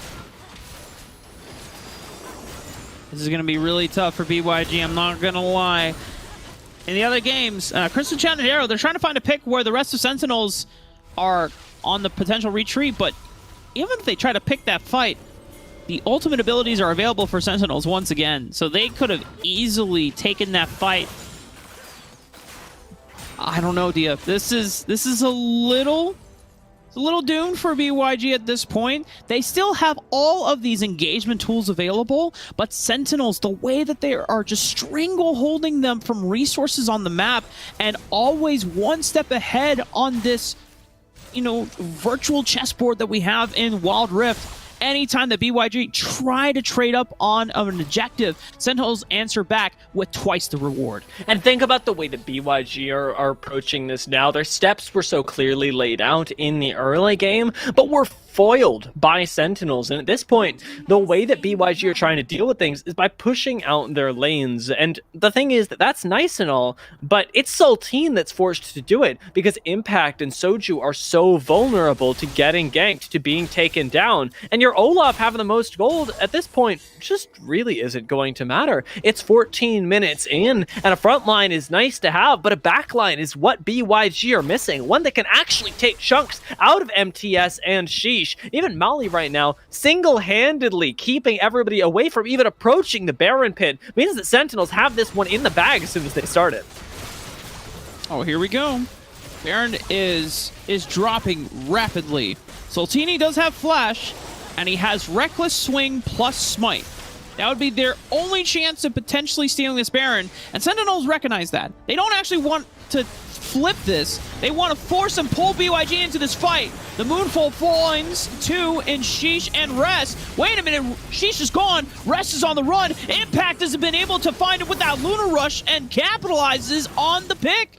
Amazing from Impact, but it hasn't been enough. MTS doesn't quite take down Tahoe, flashes off the wall. The blast cone is enough to save BYG, and Molly now is the one hunting you down. Doesn't quite find Impact, and instead, BYG get away with everything there. A split team fight ends up leaving Sentinels, the team that ultimately goes down. MTS, one auto would do it here. Shield not quite enough. No fun is to be had for Soju. Somehow this two-man army cleans everything up. It is chaos, Rafa. Dude, I watched Soju. He was auto-attacking MTS. It looked like he was just poking him with a toothpick. I didn't see his HP bar drop or move. I'm pretty sure there's a couple times where his HP was refilling as he was getting auto-attacked. And he's trying to do everything to save Impact's life there, but this Garen, so damn tanky, so damn far ahead. and he has so much movement speed that he just eventually runs down Impact, and then Molly's like, oh, you can be my ball carrier. I got Shockwave again, and then just from there, the story's over. And if that doesn't demonstrate how far ahead Sentinels are, even losing out on Sheesh and Rest in the fight as well, you can't get through the Burley front line of Garen, man. There's just no answers here. It's 6-0 at this point. 3-4 completed items, but the front line instead gets flipped on Here its we head. go. Mally ends up turning it around, and a 4-man Shockwave with MTS spinning to win in the middle of it ends up sending 2-3 members of BYG to their graves. It is just fun at this point, Rafa. You said it just right. Sentinels are going to send themselves into next game, and BYG are back to the drawing board in a big way, because after a loss like this, I'm not even sure what you can do. That wasn't even a game where, you know, it was a draft error or if it was, you know, a champion difference. BYG had the makings of powerful engage tools, but you know what won Sentinels that game? It was their macro play and their objective trading. Every single time that BYG were trying to answer a play that Sentinels had already laid down, whether it was initiating the first turret trade, and they tried to trade a turret back, Sentinels one step ahead. They always knew and could counteract BYG's response on the map was something that gave them an advantage every single time. And by the time BYG realized that they could no longer match macro play blow for blow, that's when they started trying to force fights and look for picks. But at that point, they're already down an immense amount of gold, immense amount of resources, so they don't have the stats to actually match up to the side of Sentinels. At that point, it's too late. Yeah, so if they wanted to run that composition back, Dia, like, you just gotta play the map better, man. Yeah, because I love that you illustrate that. Nothing sort of even showed it to us better than the trade of bot lane for 2 different turrets, perfectly played by Sentinels. And like you say, it's so much about just the fundamentals of the game that Sentinels demonstrated. BYG sort of need to pull off what we saw previously, earlier on in the day, where against NME, you had this amazing game plan that took you all the way through from minute 1. To have that be the keys to the kingdom for BYG might get them a game win against Sentinels. Will it win in the series? There's only one way to find out. We're going to take a short break. We'll be popping right back into game number 2 very soon.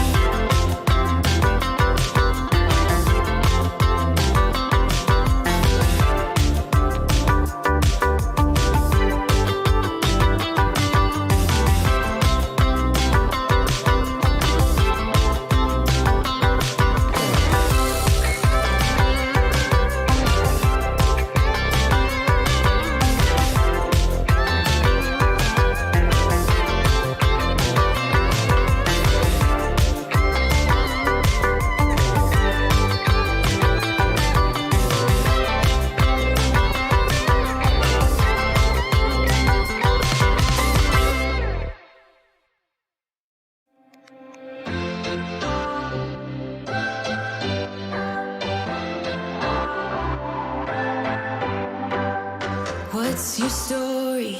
What's your sign?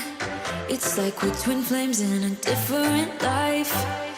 Deep connection lights a spark. It's like you know me in the depths of my heart. We're dreamers. Don't care what other people say. We live it like this could be a final day. We're dreamers. Don't care what the others say. We're doing this in our way. We come alive in the nighttime. It's something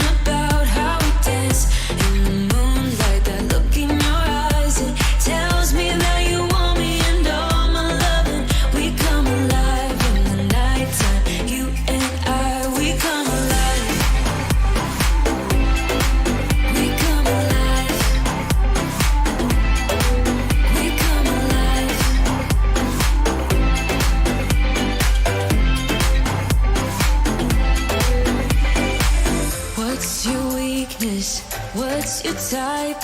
Somehow I wanna know all about you. Deep connection lights a spark. You already know me when we dance in the dark. We're dreamers. We're living. We're dreamers. We're doing this in our way. We come alive in the nighttime. It's something about how we dance in the moonlight. That look in your eyes, it tells me that you want me and all my loving. We come alive in the nighttime. You and I, we come alive. Oh, we come alive. We come alive. Oh, we come alive. Tell me that you want me. I can see you want me by the look in your eyes. Tell me that you want me. I can see you want me by the look in your eyes. We come alive. We come alive. We come alive in the nighttime. There's something about how we dance in the moonlight. That look in your eyes, it tells me that you want me and all my loving. We come alive in the nighttime. You and I, we come alive. Oh, we come alive. We come alive. We come alive.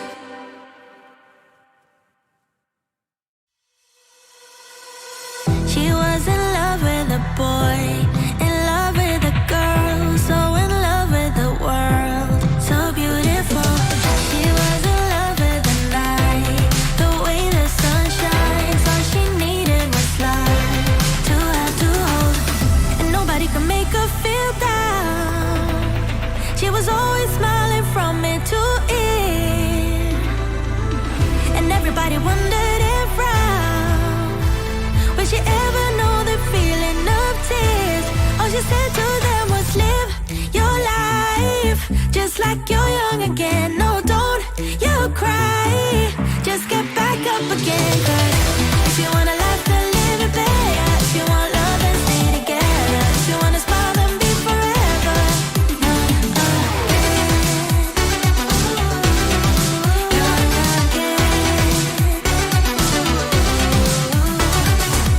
She was the curious kind. To hate, she was blind. Always love on her mind. Just come admit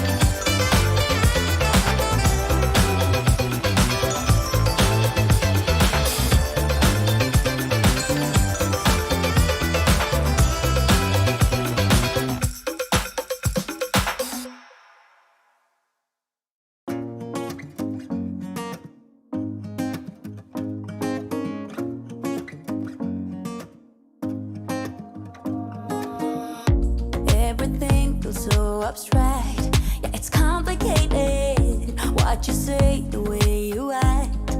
Well, it makes me so confused. I don't know what to do anymore. Can't you just make up your mind? My heart drops when you play around. How can you be up when I'm down? Don't wanna think about it right now. Maybe you just wanna be friends, but there's a fight when we are talking. Maybe you just wanna pretend, but I can read between the lines. Even if I can't deny that all the things you said are hurting, still wanna be with you. I think you want it too. 'Cause baby, I don't wanna be. Baby, I don't wanna be. No, baby, I don't wanna be. Baby, I don't wanna be.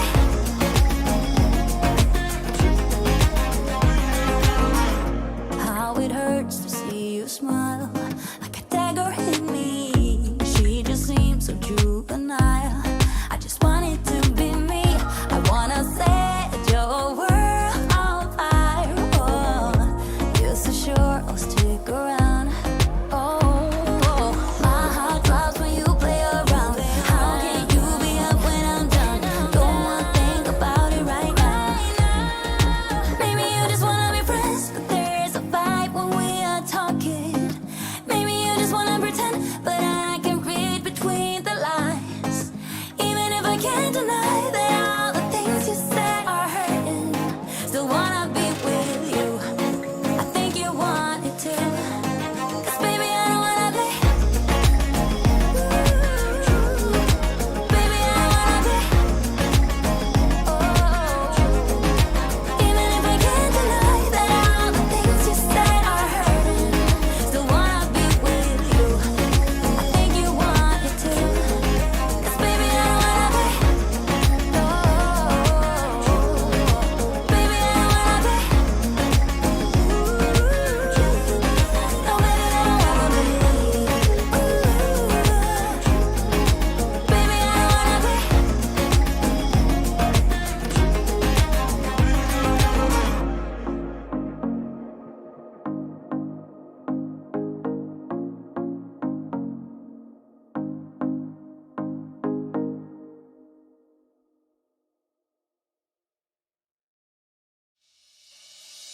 I see something, it's coming up on the horizon.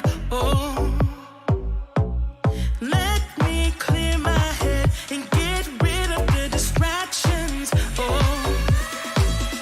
I was down when I saw you in the clouds. Out of phase, filled with doubt. I was drifting in and out, levitate, fade away. I had left full time and space, but you. Welcome back, ladies and gentlemen. We're getting ready for game 2. A lot of commotion behind the scenes here, but hopefully we've solved all of our technical difficulties. We got potentially one more match. Sentinels are on match point for this series, whereas BYG, they could make the potential for a reverse sweep.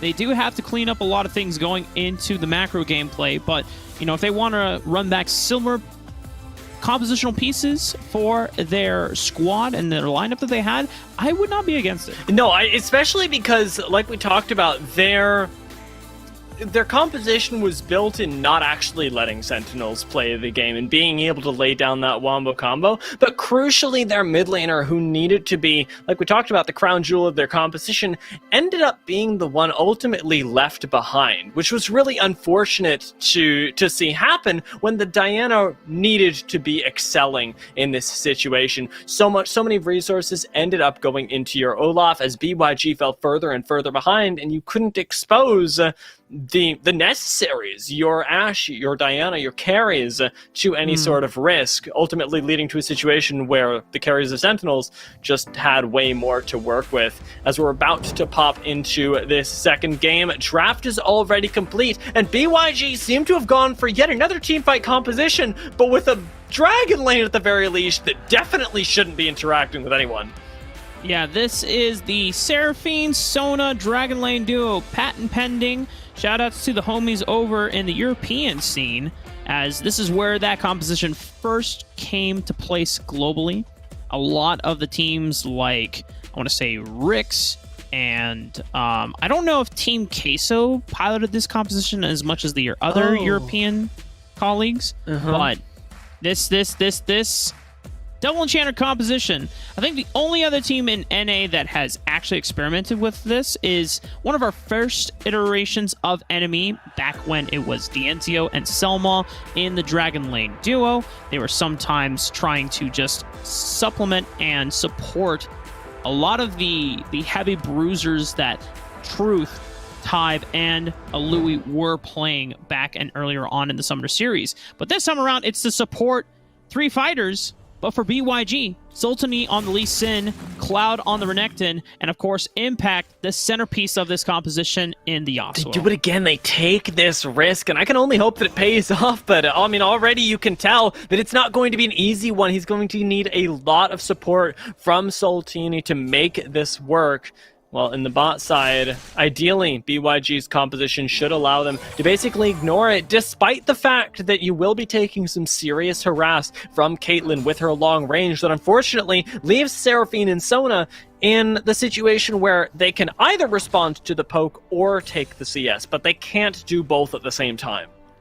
Yeah, Sheesh is taking a more potential, not necessarily aggressive clear route, but just taking a more resource-intensive clear, maximizing the amount of gold that they're getting in the first couple of minutes. This will leave Molly potentially exposed, though, to a gank from Sultini, forcing the flash out.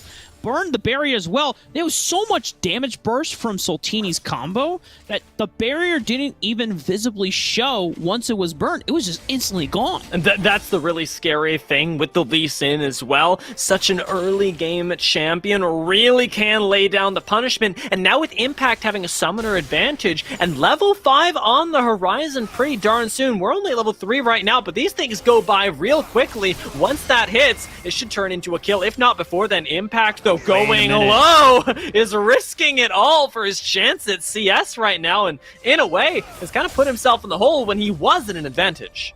Impact was definitely underestimating the amount of auto attack damage that you get from the clockwork windup from Molly's Orianna.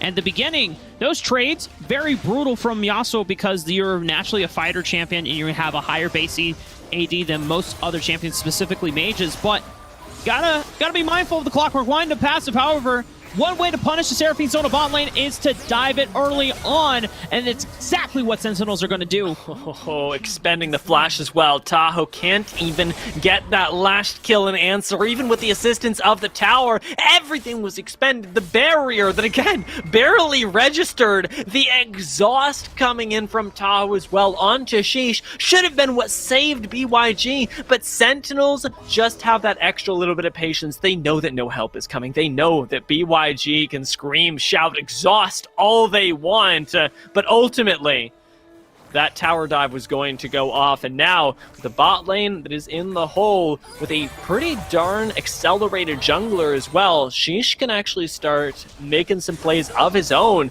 getting Sentinels potentially ahead in this mid lane where, remember, they were at a summoner disadvantage, but very soon that'll be over too. Impact potentially getting routed off here by Beginnings. Nice play. Gonna try to dash through him and build up these Still Tempest stacks. Still has Last Breath available, but... Oh my lord! Alright, cut the camera. We saw all that we need to see. Beginnings, the beautiful Mad Life, the flash prediction, death sentence. He read a whole library on Impact's biography and knew exactly where he was going to be. It was incredible to see that prediction, and it may turn into even more. Beginnings is on the invade right now, and against the equally mobile Sultini, another hook would certainly send him to his grave. However, with that not going off, Sheesh is going to ditch over the wall. 4 seconds left until this Dragon. Sentinels have all the priority they could ever want, and more than this Drake, they should be able to get a few kills if BYG choose to overextend right now. They are not in a position to skirmish. Not with this bot lane, not with this positioning, not with anything. Sentinels, 3-0. 2,000 gold ahead. They are starting to position a majority of their members on top of this dragon. Now, Tahoe and Sojusu have powerful engage ultimates in the Encore and the Crescendo, but they're not nearly close to where they want to be in terms of their power spikes and their strengths. As this Double Enchanter bot lane, they still need to complete their first item, and you really want to be fighting and forcing skirmishes and extended team fights when you get to the 2-item power spikes, so there's still plenty of time to make up for if you're BYG. That's the hope that you have, is that with that nice mid game that you'll be able to shore up some of the weaknesses from earlier on. Only 2,000 gold in the favor of Sentinels is not by any means a game-ending one, although it is a dragon getting one, at least initially by the looks of things. Sentinels will be able to pull this smite off. Nice, you can only think Saltini goes in for the play. A huge encore though, and another stun coming in from Sona on the Crescendo. Ends up taking down 3 members of Sentinels. Leaving Soju all alone, though, does get a really nice root. Mali may go down. This time the barrier will be enough. Saltini forces the flash, and Sentinels get placed on the back, but they get that dragon. But BYG, you can see why they drafted this composition. It looks good. Okay, you know what? I feel like I cast or cursed Sentinels right there by saying that Sojusu and Tahoe were nowhere near strong enough to make a play in favor of BYG. But they layered Crescendo and Encore on top of every single Sentinel member right there in that fight. And then Impact had time to steal Tempest last stack into the last breath, knocking up multiple members as well. Thanks as well from Saltini getting a beautiful roundhouse kick through multiple members as well. It felt illegal, but BYG pulled it off and they finessed the hell out of it. So much credit and much props to them. Sentinels, they're not going to let that go down. They still claim the Infernal Dragon and they're still trading up on objectives. Yeah, they got that tower, especially unleashing their dragon lane into the mid, trying to see if they can get even more gold stacked up. BYG are grouped up as well, and they are potentially ready for another devastating team fight, ultimately putting Sentinels on the back foot once more, forcing some recalls and putting us into a game state that lets BYG continue to scale up and get these items on their carries. A reminder, Impact is the one that we need to be focusing. Soju has to have great ultimates, but Impact is the one that needs to have the big ticket items to back it up.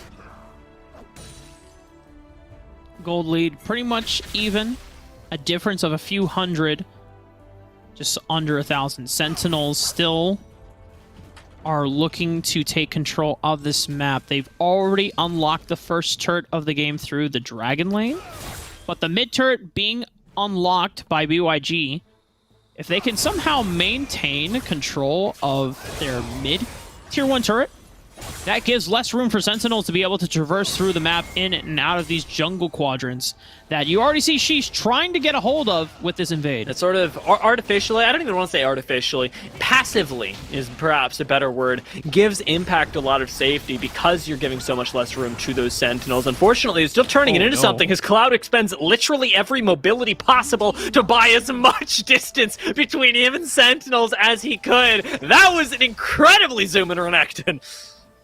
Rocket Belt, Flash, Slice, and Dice twice. Sentinel's trying to find out if he's naughty or nice, and they were coming with a vengeance right there. The tier 1 turret will fall in favor of Sentinels. Impact had the last stack of the Steel Tempest. Flash? Death Sentence Flash from beginning. Oh! Right on top of the core combo from Tahoe. And it's a nice Blade of the X. Oh my goodness. Just relax, Molly. Give him a chance.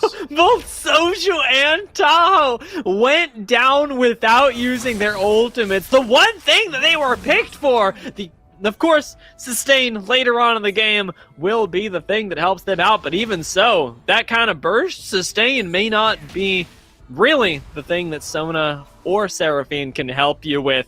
If Sentinels continue playing like that decisively, and with Molly going crazy with that shockwave as well, things are going to get real dicey real quickly. Sentinels do maintain their gold lead for now, and even are looking to expand it as they make their next moves and approaches towards this dragon, spawning in just 5 seconds.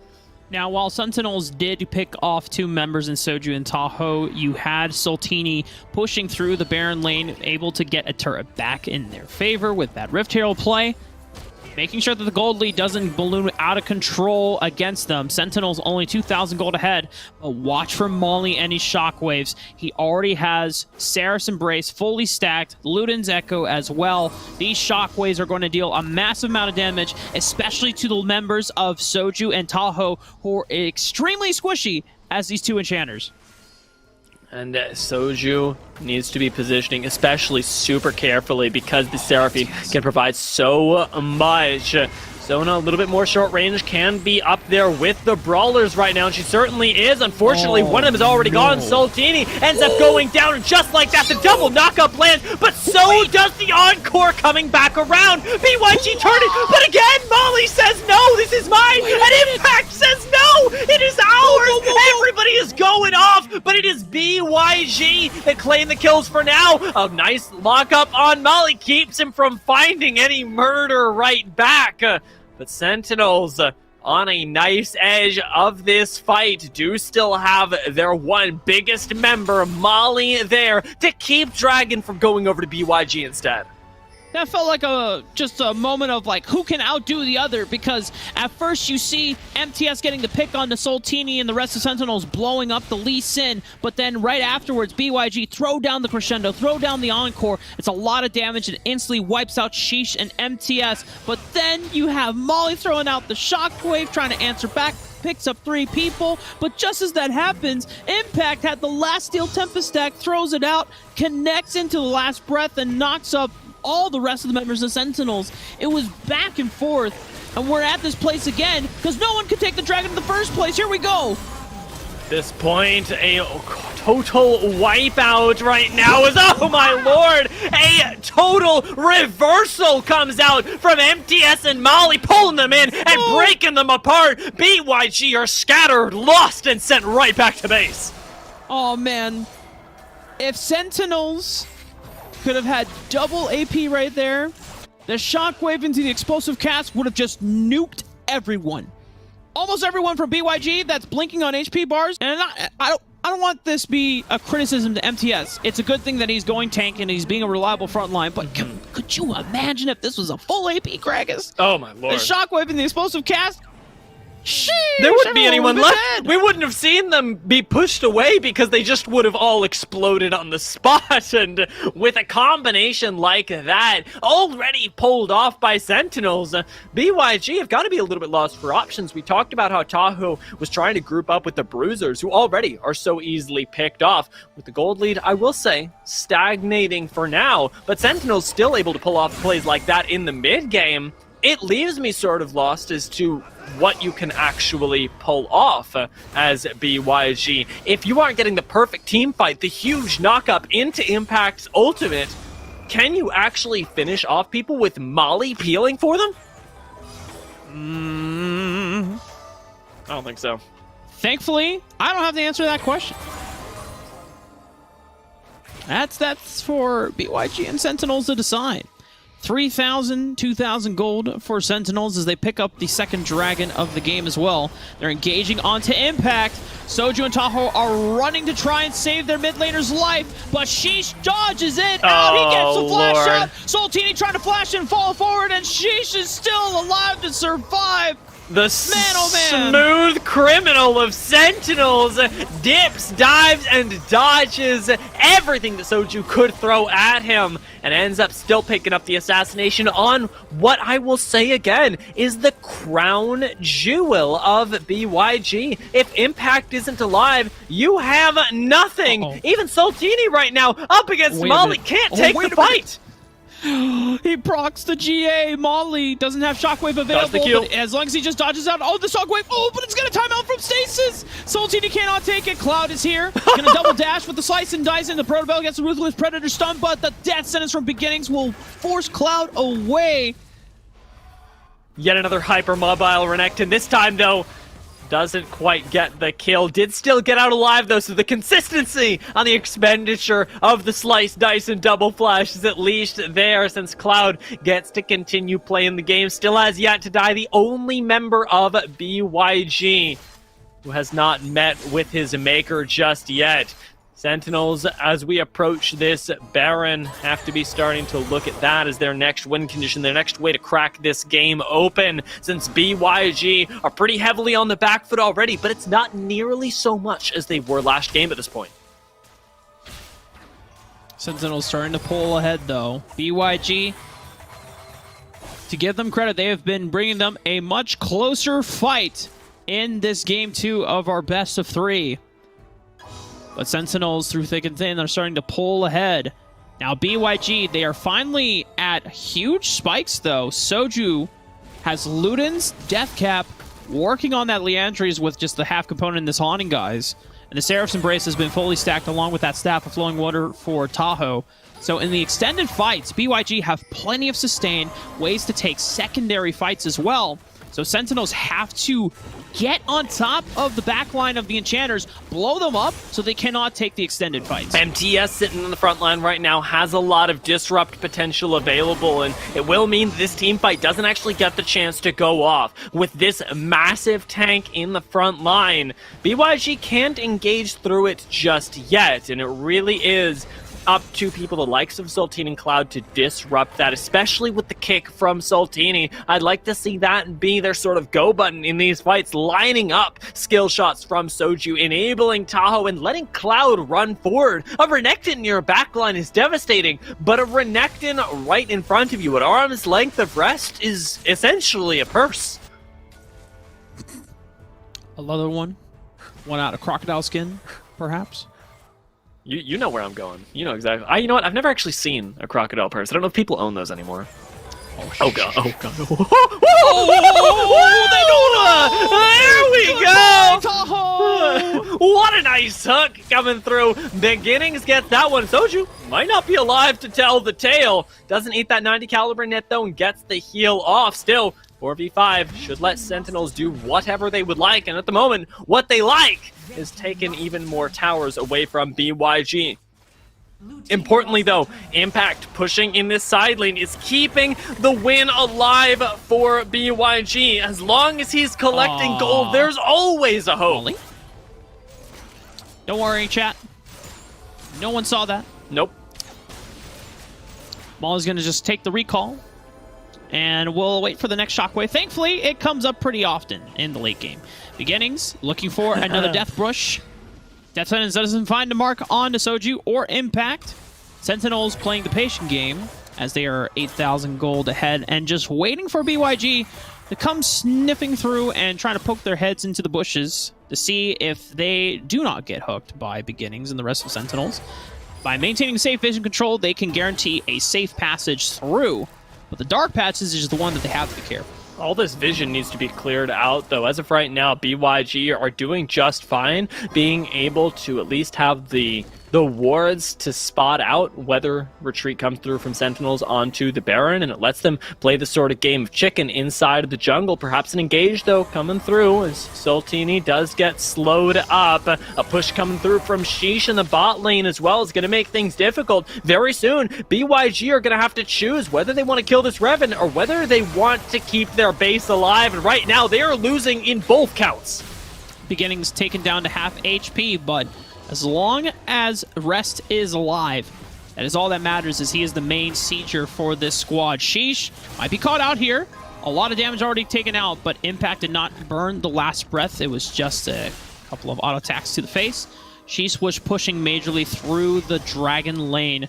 They were trying to get this 1-3-1 set up going. Sentinels taking their time and just strangle-holding BYG out of the game. You know, I almost wish that he had burned the last breath there, because a pick for BYG changes everything, whether it be off of that big wombo combo that you have or no, whether it be at the cost of it, rather. 14,000 gold, the only one to be able to rival any member of Sentinels. And again, with Sheesh returning into the bot side, very soon he may not even have that. Even this Riven is starting to catch up to the Yasuo, and it may be in BYG's best interest to try and start a fight and find a pick in much the same way that Sentinels have, by camping some brushes, just getting stuff going.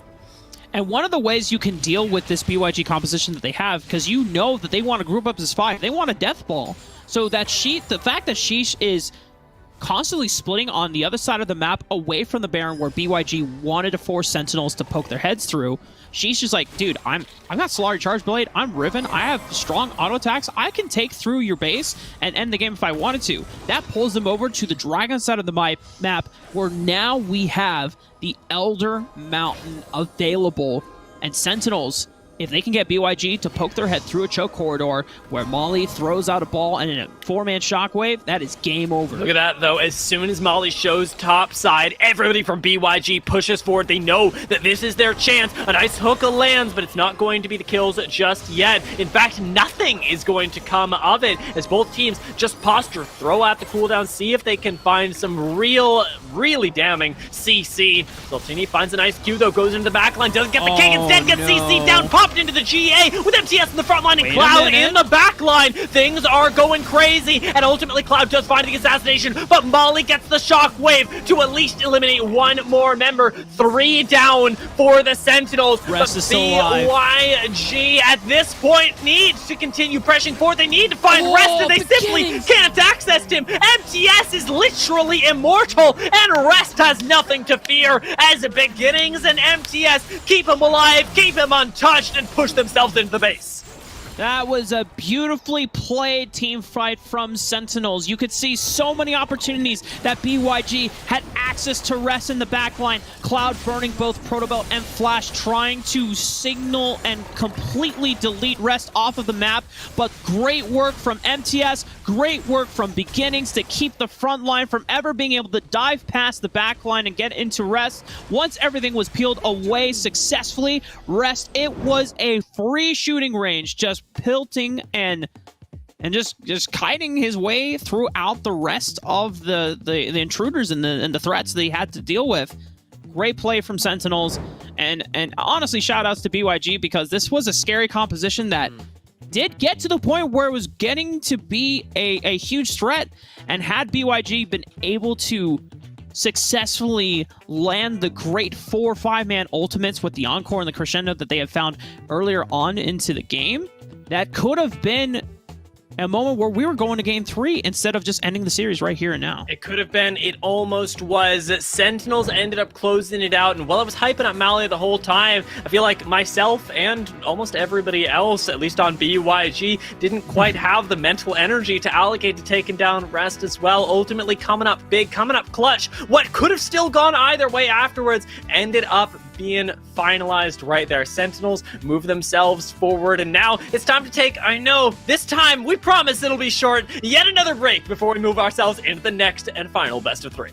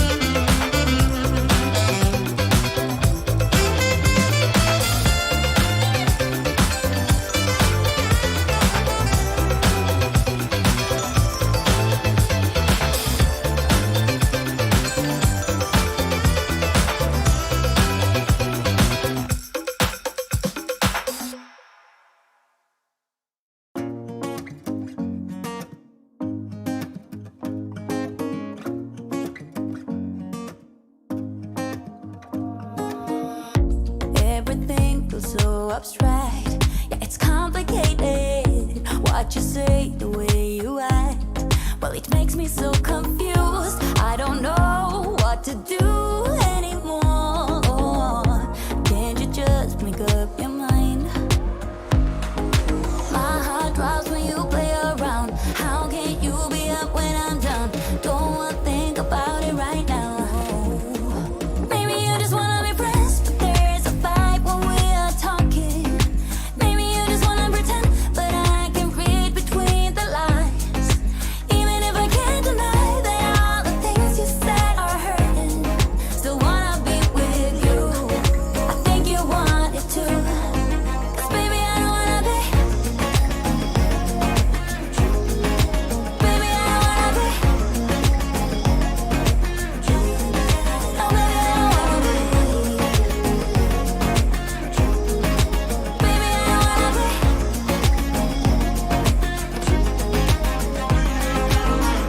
How it hurts to see you smile, like a dagger in me. She just seems so juvenile. I just wanted. Welcome back, ladies and gentlemen. We're getting a little bit of a caster swapperoo for our final series of the day. Moose will be stepping in and supplementing with some more extra hype just to close out our last series of the day. Yeah, special thanks to Dia as well. And thank you guys for having me for your last bracket of this last chance qualifier, Rafa. That last series, super fun. Loved to see what Sentinels was able to bring to the table. They're going to be moving on to day number 2 here for getting those last chance points to potentially make it in to the final bracket. And we have saved for our lovely fans and audience at home for the one and only entrance of Tribe Gaming. We have been trying to hold off on showing a series of Tribe until we could get to the very end of the show because we're going to be straight with you. Tribe is a heavy favorite for this last chance qualifier. And if you don't think otherwise, then, I mean, I don't know what else we can tell them, Moose. I mean, these guys literally just went to the Horizon Cup as the #1 seed from NA. Yeah. So, who else will we expect to be a favorite for this tournament? I mean, Tribe Gaming, obviously, you know, one of those massively, not underrated, but massively hyped teams from NA. I mean, we can't say enough about them and how good they are within the NA scene, but their opponents, Infinity, going to be a strong opponent for them. Somebody that, you know, coming in from the Latin America scene could potentially shake up the bracket and could potentially take not only the wins off of Tribe, but also could potentially, you know, maybe take the series away from them. Not going to take anything away from Tribe Gaming, however. I mean, you guys know Tribe. I know Tribe. You know Tribe, Rafa. If you don't know Tribe, they're actually really good at Wild Rift, better than a lot of people. And we're expecting them to have another standout performance here today. And Tribe are going back to comfort for a lot of these champions here. Most of these players making their names throughout the Summoner Series on things like starting with the Diana, Tigers on the Lee Sin, Dienzio and Max Green, the Varus and the Senna combo. And then, of course, you look towards Chuck in the top lane. Garen, whenever the Gragas or the Malphite was banned and other Baron laners were going towards this likes of split pushers like the Camille, the Fiora, Chuck is like, no. Give me the Garen, baby. Give me the Garen. Give me the Gucci green good boy of Demacia and show us what we've got. I'm really excited to see, you know, Tribe Gaming's return back to NA, trying to show us what they can do, what they can bring to the table. Infinity Gaming, however, they've developed a pretty strong lineup as well. We got the Renekton to face off against the Garen, Thresh, Misfortune, and Graves, along with Twisted Fate. So, a little bit of rootin' tootin' and shooting here. Wicked Wild West from Infinity. We're going to have to see whether or not Gene, especially, I'm looking towards him in this mid lane to be really impactful across the Rift for Infinity if they want to be able to take game 1. Just like that Will Smith song, Wild Wild West. Wild Wild West. Have you ever seen Wild Wild West? I think it's with Tommy Lee Jones as well. Yep. Big mechanical spider. 1999 film. Oh man. Oh geez, Rick. That's so long ago. It feels like 2021 coming to a close. We got Rift Masters Game 1 between Tribe Gaming and Infinity now. Let's take a look at, what we're expecting here. I think we're expecting a lot coming out from Tribe Gaming, but from Infinity, we can't disregard what they've been able to do not only in this Rift Masters this tournament, but in the tournament in general, how far they've been able to get. Yeah, Infinity were one of the top 8 in terms of qualification points for Rift Masters going into the final weekend. Unfortunately, they were not in the top 3, but Infinity at least showing up to be one of the strongest teams that we have seen consistently get to this point of the bracket stage. However, Chuck might be under fire. Yeso showing up into the Baron lane, making sure that Madalex can push in this lane safely, get a recall off. This will give a lot of pressure over to Yeso as Chuck. Yeso might actually be staying for an extended dive, but meanwhile, on the other side of the map, Moose, we already have a dive of T-Tiger's Zone. They get first blood. Yeah, T-Tigers, just that quintessential early game, just powerful jungler coming through, being able to pick up that kill onto Hunter that is huge. Or actually, and on top of that, Dienzio as well, really making it a pretty strong position for them so far. Meanwhile, in the top Baron lane here, Jean, Iseo, and Matalex going in for a lot of damage against this tower. For Infinity, they're able to at least get a lot of damage into this turret. They're not going to be able to take it down anytime soon. Chuck did take a recall knowing that he was in threat of being dove, and knowing that Tribe Gaming already were making their dive successful on the other side of the map. There's no need to give up any unnecessary, unforced errors here. Right. With Chuck playing it safe. And I want to point to something here, Moose, that this is our first view of the new Tribe Gaming roster with Dienzio. But for those who are fans of mobile esports, who have known Tribe Gaming's history, this is not the first time that Dienzio has been paired with these players. They won a world championship back in 2017 for Vainglory. T-Tigers, Dienzio, and Max Green, the original trio. And now they're back together. You could almost say the boys are back and starting finding a mid lane in the 1v1, and T-Tigers is here to save the day. Oh, beautiful play there. T-Tigers coming in with the assistance, that synergy that you were talking about, with Tribe Gaming coming through and getting them yet another kill. Now in the lead, a little bit above 1.5k at the moment.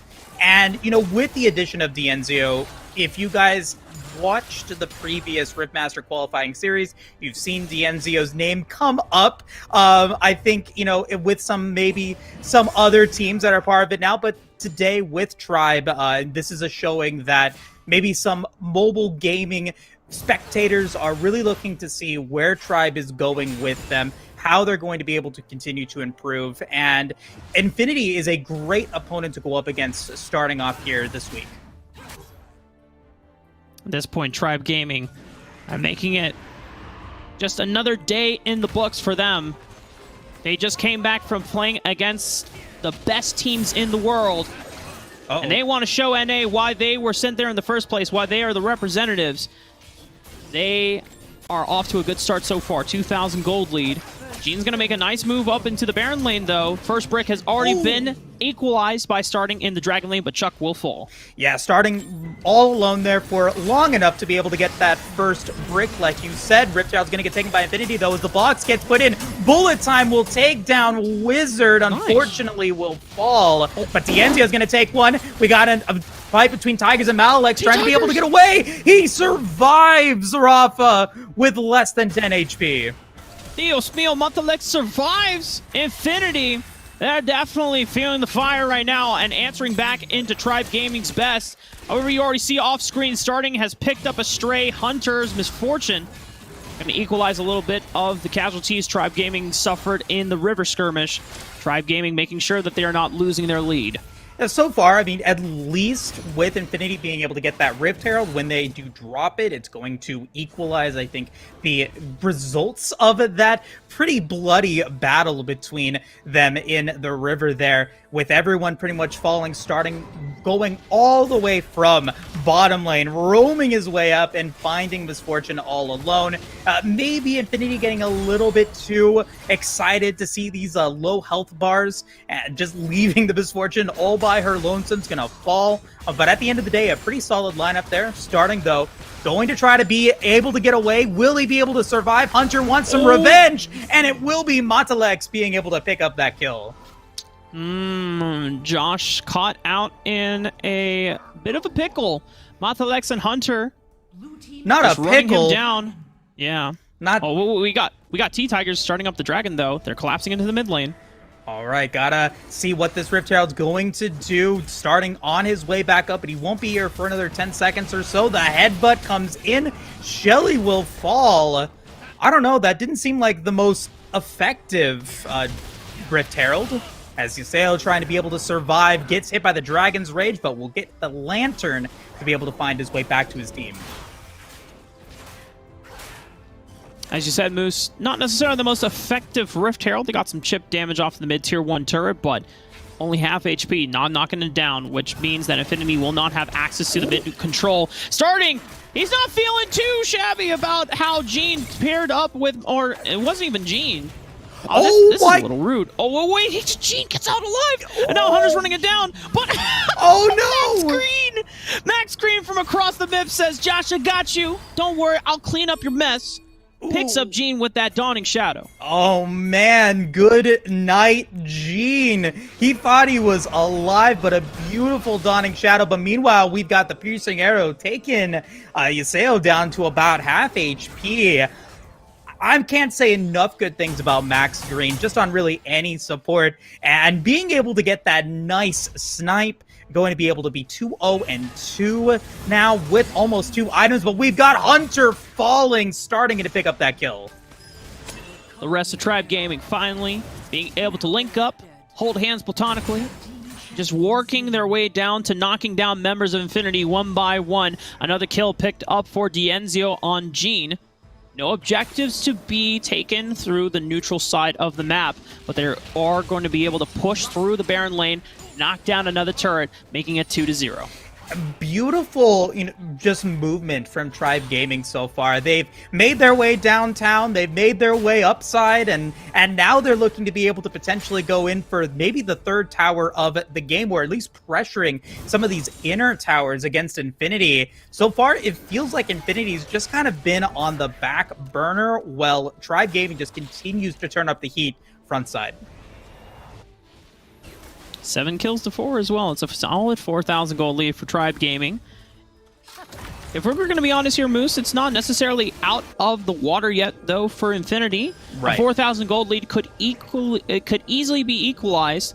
There's 2 low health turrets in the mid lane of the Baron lane. Chuck getting caught out here potentially could be something for Infinity. All right, Matalex going to use the Lantern to be able to get away and will survive, but Dominus was popped during that engagement. Rift Herald going to get started by Tigers, but still going to be okay. He's going to take the Resonating Strike against Yuseo, who's now going to be in trouble. No way to stop him. He's going to fall. A nice play coming in from Wizard. Will he be able to get anything out of that? No, he will not. Starting picks up a second, and that's going to be Max Green picking up the third.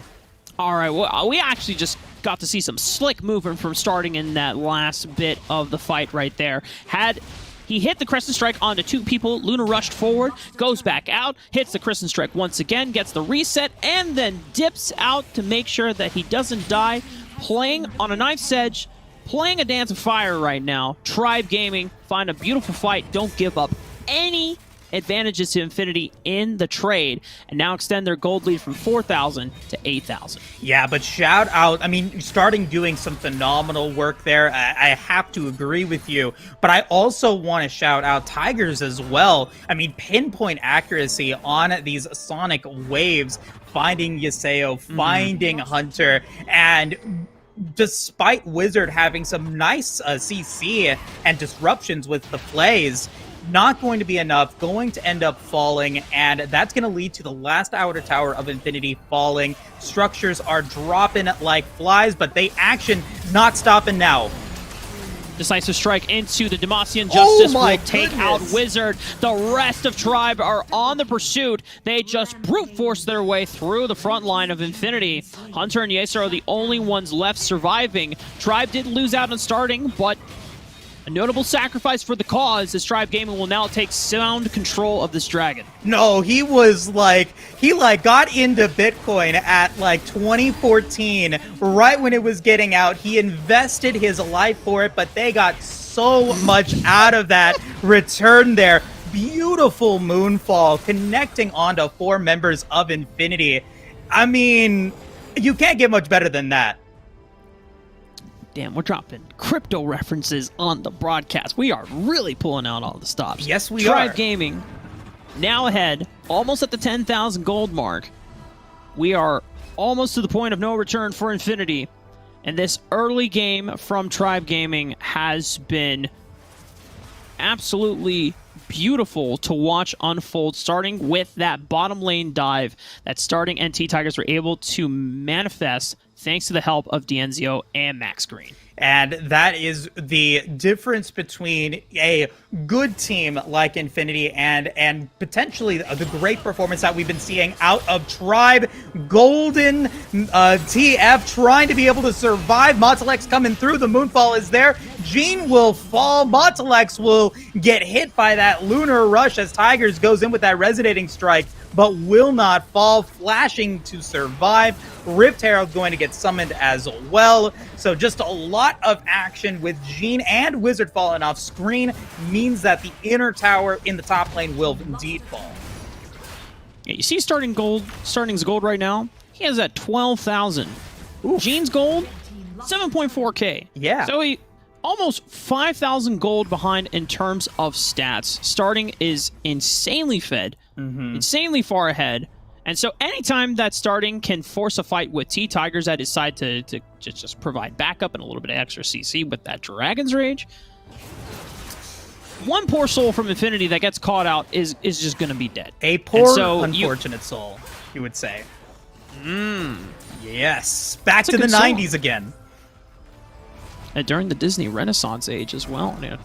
Some banger movies during that time. Indeed. And, you know, regardless of the poor unfortunate souls that have been dealing with right now, we've got another fight potentially as Dawning Shadows gets hit onto Wizard. We're going to get a nice Dragon's Rage onto 4. No one dying just yet, but it is going to be the Chains of Corruption man landing onto Montelex. Everyone retreating, running for the hills. Chuck flashes forward to see if maybe he can find something, but nope. He's just keeping the rest of Infinity off of the Baron pit. Not really much that they can do at half HP. Tribe Gaming looking to take the Baron. It's going to be almost the steal from Hunter, but it will not be enough. No one even falling in that fight. I like the attempt from Hunter. You know, maybe you can, if you can catch Tribe and make them panic, then maybe it's a miss smite from T-Tigers, but he remains calm, cool, collected. But it could be a re-engage from Infinity, trying to catch out Starting and Chuck. But Starting is dashing, dipping, dodging, and weaving. Move all into 3. He's going to go down, but the rest of the reinforcements for Tribe Gaming can easily clean up the rest of the pieces here. And we get our first ace of the series. Beautiful play from Tribe. You know, Infinity had everything going for them, at least at the beginning of that engagement. You saw them catching out Starting, trying to be able to get that kill, but unfortunately, the Moonfall coming in, putting everyone close together, and then with Chuck, just flawless execution.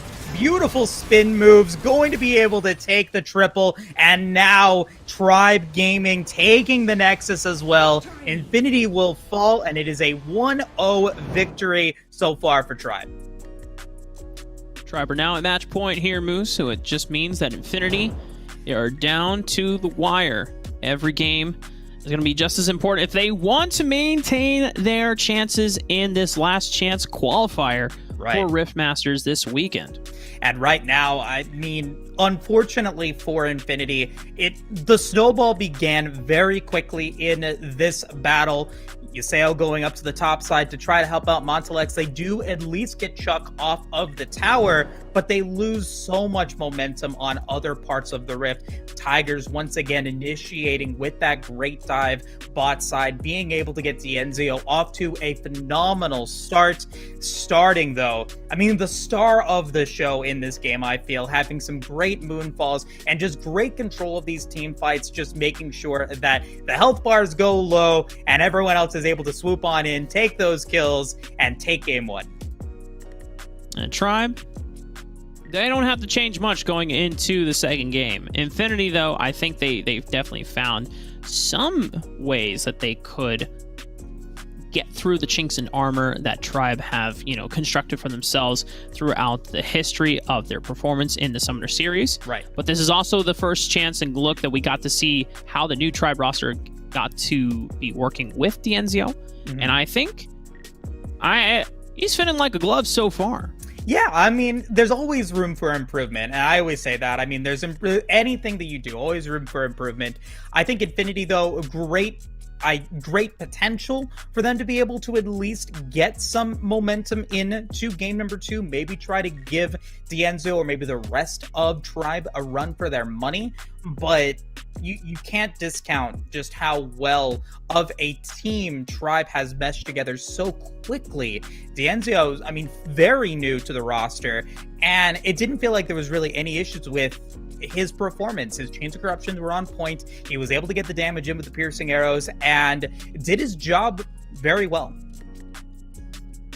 I think the other thing I'm looking forward for Infinity is, I think the big central point of that game, right, as we already noted before, was the fact that Tribe had a very successful dive during the early stage of the game. Mm-hmm. That pretty much accelerated Dienzio and Max Green right from the get-go. Once you're able to unlock that dragon lane out of the kind of the restraints of that part of the map, you bring them towards the center. Dienzio can start pelting arrows one after another with piercing arrows, and you have a lot of siege potential being able to pressure for turrets and getting ready for objectives as well. And Infinity, it's hard to match that when your composition is built on pick, because if you cannot separate the members of Tribe successfully, then it becomes way more difficult heading into the mid game. And where Infinity was successful in that game was being able to find some pick opportunities throughout the early game. We saw starting fall, we saw some big pressure top side as well. So, I mean, there were opportunities, there were moments that you felt like maybe they were able to get control and maybe put Tribe on the back burner, but it just never really pulled through. It never really had that major moment where it felt like, oh my goodness, this is Infinity's chance. They just were never able to get in front of Tribe Gaming, and unfortunately, it leads to them losing game number 1, but it is a best of 3 series. They still have an opportunity. They still have a chance to make this a game 3 situation. Is it going to happen? I would like to see some changes in draft from Infinity, knowing what Tribe is bringing to the table. I think Gene on the TF, while he did, put in some work, he just unfortunately got caught out a little bit too much. I didn't really get to see that Destiny really be manifesting itself as this like amazing global ultimate. Maybe they could pick up something differently that coordinates better with their team fight compositions. We're just gonna have to wait and see how it plays out for them, especially in draft.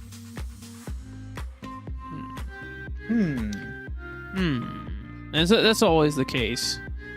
It's always the case here for both the teams. Now, I don't know if I'm in the same boat necessarily, because Twisted Fate is a very powerful champion. You can manifest picks. You can facilitate opportunities for your team to get back into the game. Right. Because that composition wasn't necessarily a team fighting composition. I think just if you are trying to accelerate the Graves, which seems to be the center point of that composition, trying to funnel resources into Yeso, then you have to be aware of the possibility of a Lee Sin trying to dive your Dragon Lane duo in the early game. That's something that Lee Sin can do very easily. So if you want to match that pressure, then either they need to facilitate a successful dive onto Chuck on the Baron side of the map, which they kind of did, but Chuck backed off. He gave up a lot of resources, but Infinity were never able to kind of one-up Tribe on the trades. Right, and one up is important. You've got to be able to get those one ups, those green mushrooms. With that Mario Kart reference, Mario Kart, Mario Bros. Pardon me. Regardless, this is Wild Rift, not Mario Bros. Excuse my gaming language. Regardless of that, we are now ready to jump into game number 2, Infinity versus Tribe. Does look like we are getting some similar bans coming out from both sides. Camille and the Olaf already out of Tribe, and then the Caitlyn and the Riven going to be taken off the table from Infinity. Infinity not changing up their bans going into this second game. Caitlyn and Riven were taken away from Tribe in game 1. And Tribe, I mean, they don't have to change anything. The fact that Infinity are still opting into the red side of the map means that Infinity are going to be changing up more than likely this last ban coming in, or the priority picks that they went for from game 1. Do you ban out the Diana? Do you feel like starting was the big issue there? Do you ban out the Lee Sin? There's just so many options that Tribe brings to the table that it's really difficult to say, okay, hey, we're going to ban out a jungler and try to maybe give T-Tigers a little run for his money. The Diana is the choice. That just leaves so much open still for Tribe Gaming to build a composition. The world is still their oyster. Let's see what kind of pearl they're going to create. Tribe Gaming prioritized the Senna the last time that they came to this road in the fork. Diana, although it's not going to be available for starting, they didn't lock it in until halfway through the draft. Right. So I imagine that if Tribe still want to keep to their guns, still get the Senna for max green, it worked out so well. They paired it with the Varus last time, but this time around Infinity are going to snag the Varus right from the get-go. I think that that's a great... No, I don't want to say like it's a counter to Senna or anything like that, but just pick it up. Make sure that you don't get to pair the Senna with the Varus, and being able to make sure that you do at least get something there in the bottom lane that could potentially work well for you. They're going to pick up the Renekton once again. I think that that's a decent pickup. It does leave a lot of openings for Chuck. Maybe he does decide to go for the Garen once again, which I think that he performed really well with. It's still a solid pickup. Let's see what they're going to go for. Gragas is the choice for Tribe Roth, a very strong boy here in Wild Rift. I think that pretty solid counter there. So the Gragas is interesting for Tribe Gaming because you already have Senna, you can now switch Dienzio to be the one picking up the Senna, and you give Max Green the Gragas, and now you have a farming Gragas through the support role.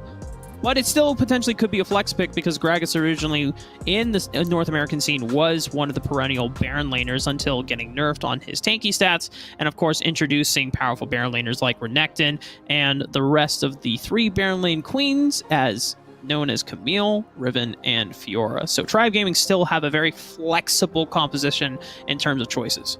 And Infinity now with one final opportunity. They know the Orianna is locked in. Auction going to be the pickup here to go up against that.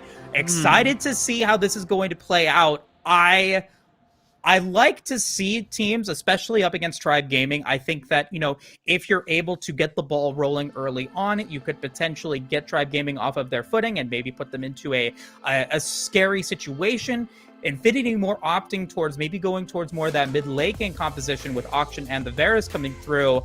I'm curious to see if they're going to be able to hold on to get to that point. And they've got 2 more pickups to maybe kind of subsidize some of that. Garen going to get banned out. Thresh is going to get banned out. So maybe some more topside bans to maybe give this Renekton a little bit more room to feel comfortable in that lane.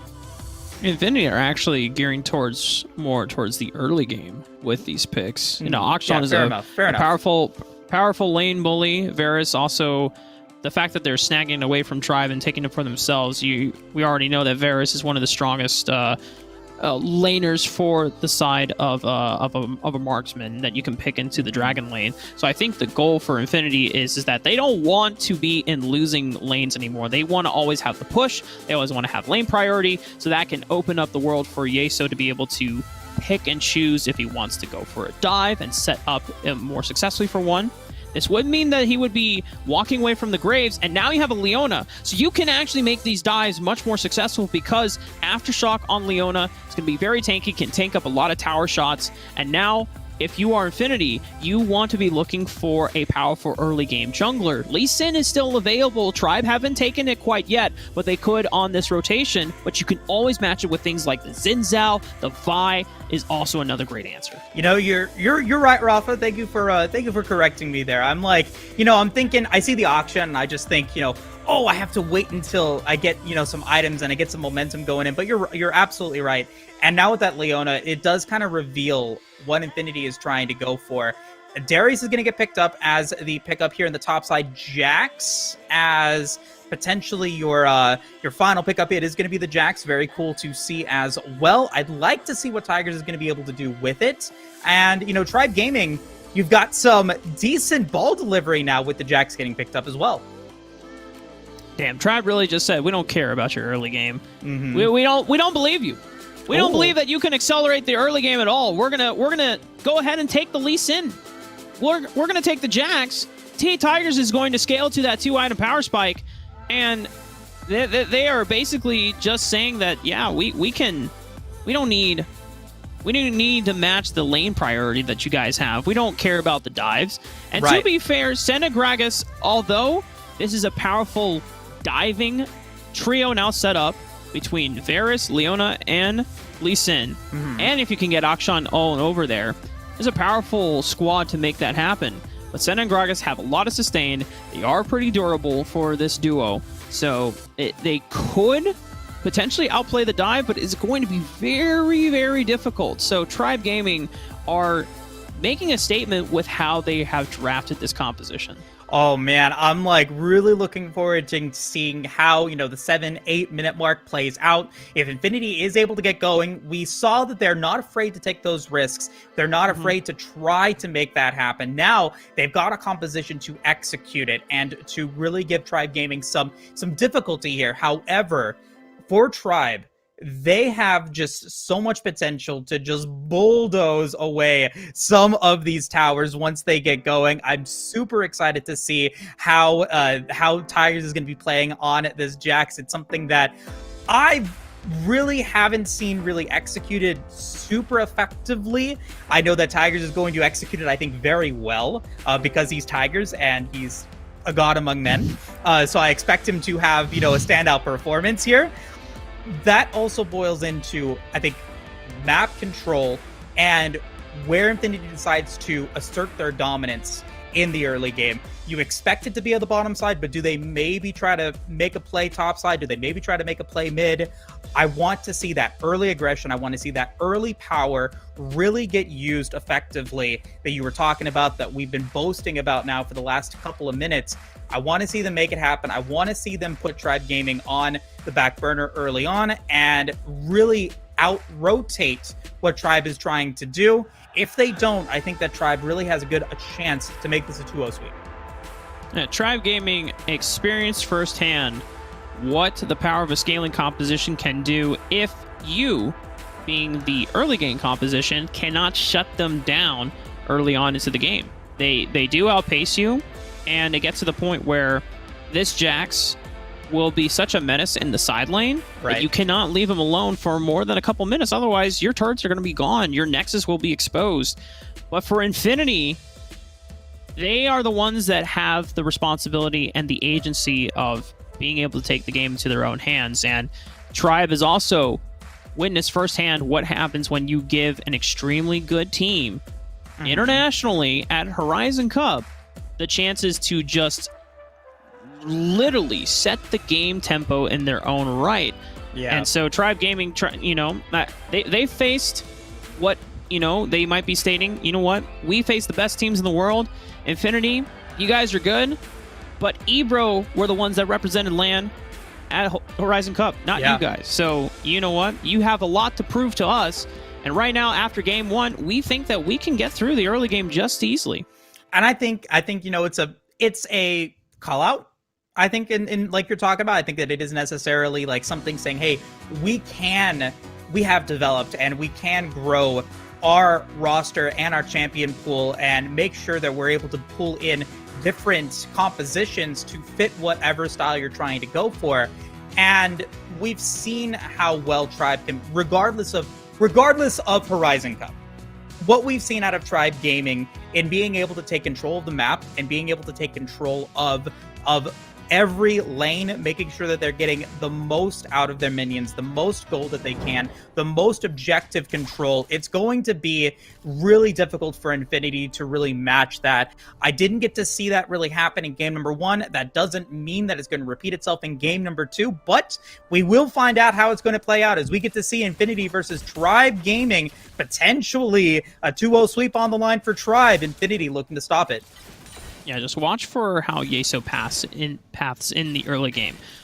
If he wants to execute this dive against Max Green and Dienzio early on, he's going to be taking this red buff, more than likely this Raptor camp, and then immediately booking it towards the bottom side of the map. And the fact that T-Tigers has already been spotted, clearing out this red buff, they're already going to get enough vision and information knowing that Infinity, as soon as T-Tigers leaves the premises of this dragon side of the map, then Max Green and Dienzio are open targets. And look at the boots getting picked up again from Wizard early on, trying to be able to maybe prepare for that as quickly as possible to be able to get that extra little bit of movement speed, maybe get some good positioning, especially against Dienzio. They have very little escape. Max Green does have an escape, but Dienzio not so much. He might have to flash, he might have to heal. We're expecting a lot out of this one, but it doesn't look like that is going to be the case. We are seeing Chuck now, the target here maybe, but the dive in the bottom lane is potentially the play here. Yaseo trying to be able to make something happen against Chuck. The flash is going to get used. The resonating strike is going to land. 100 HP, and once again, Chuck survives.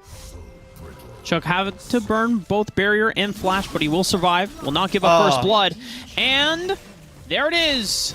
The dive has been orchestrated, but it's not Infinity making the dive, it is Tribe Gaming. And they do it with a scaling jungler in Jax because, you know what? This is Tribe, ladies and gentlemen. This is what we sent as the best team in North America, and we are showing why.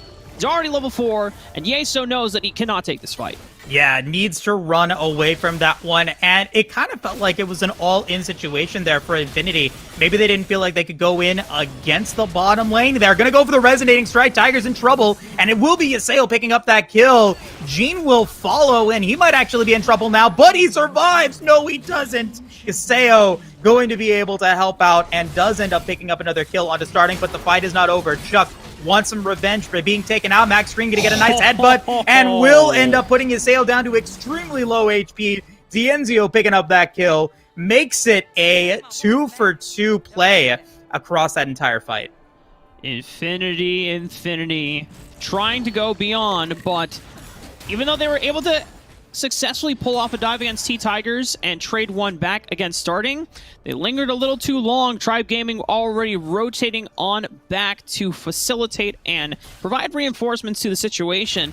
Max Green, beautiful body slam flash connecting both onto Yeso and Wizard, who were stuck in the crossfire. Right. They get picked up, and Tribe Gaming now are going to still pull ahead as we move into the 4-minute mark where both the Rift Herald and Dragon will spawn. Pretty disastrous, I think, for Infinity. I mean, this was the opportunity for them to really have a phenomenal, like, early game pressure, early game dives, and they gave it a good attempt. I liked the mix-up from Yaseo. Had they been able to get the kill onto Chuck, they would have been even better. They just weren't able to finish the job. And once again, Tigers showing his power in the bottom lane, not caring about, you know, like you said, the scaling that he has. He was still able to be productive. And Dienzio now 2-0-0, looking strong, feeling good. We'll have to see what they can continue to do as we move into a neutral objective getting started by Infinity. That Rift Herald is now under siege. Well, the first brick has already been taken by Tribe Gaming. They know that they were not prepared to take the Rift Herald on the other side of the map. But they had already had an advantageous push. They had taken a lot of HP off of the dive that they made just a few minutes ago. And Tribe Gaming, one of the nice things about Jax is that he starts hurting turrets as soon as you get this Sheen online for him. So between him and Dienzio, they make short work of that turret. So this Rift Herald, although it is going to get some gold over New Infinity, they're not going to be able to pick up first brick. Tribe Gaming still strengthened numbers on the dragon side of the map, also pick up the first dragon. So this is a case much similar to how we saw in the Sentinel series against BYG just an hour ago. It's a moment of where the better team is just able to always trade up on objectives.